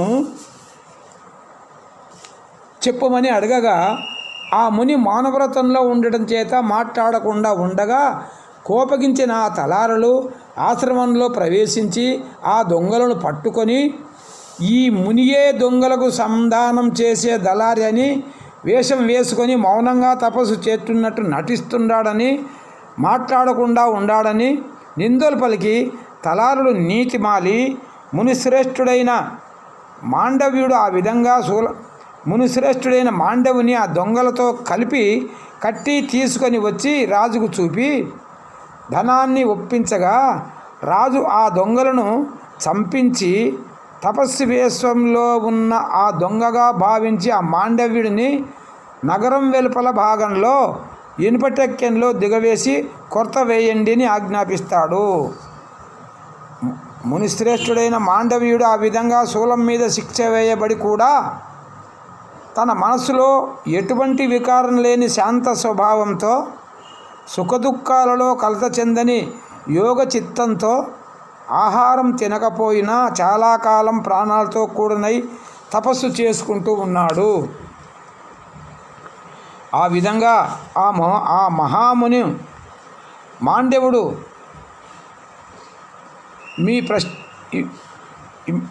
ఈ విధంగా దేహానికి కలిగిన బాధను తట్టుకోక తపస్సు చేసుకున్న ఆ మహాను యొక్క తపస్సు అతిశయతానికి మెచ్చి గొప్పవారైన ఋషులు పక్షుల ఆకారంలో రాత్రివేళ వచ్చి, ఓ మునిశ్రేష్ఠుడా, పక్షుల ఆకారంలో ఋషిశ్రేష్ఠులు ఆ ముని వద్దకు వచ్చి,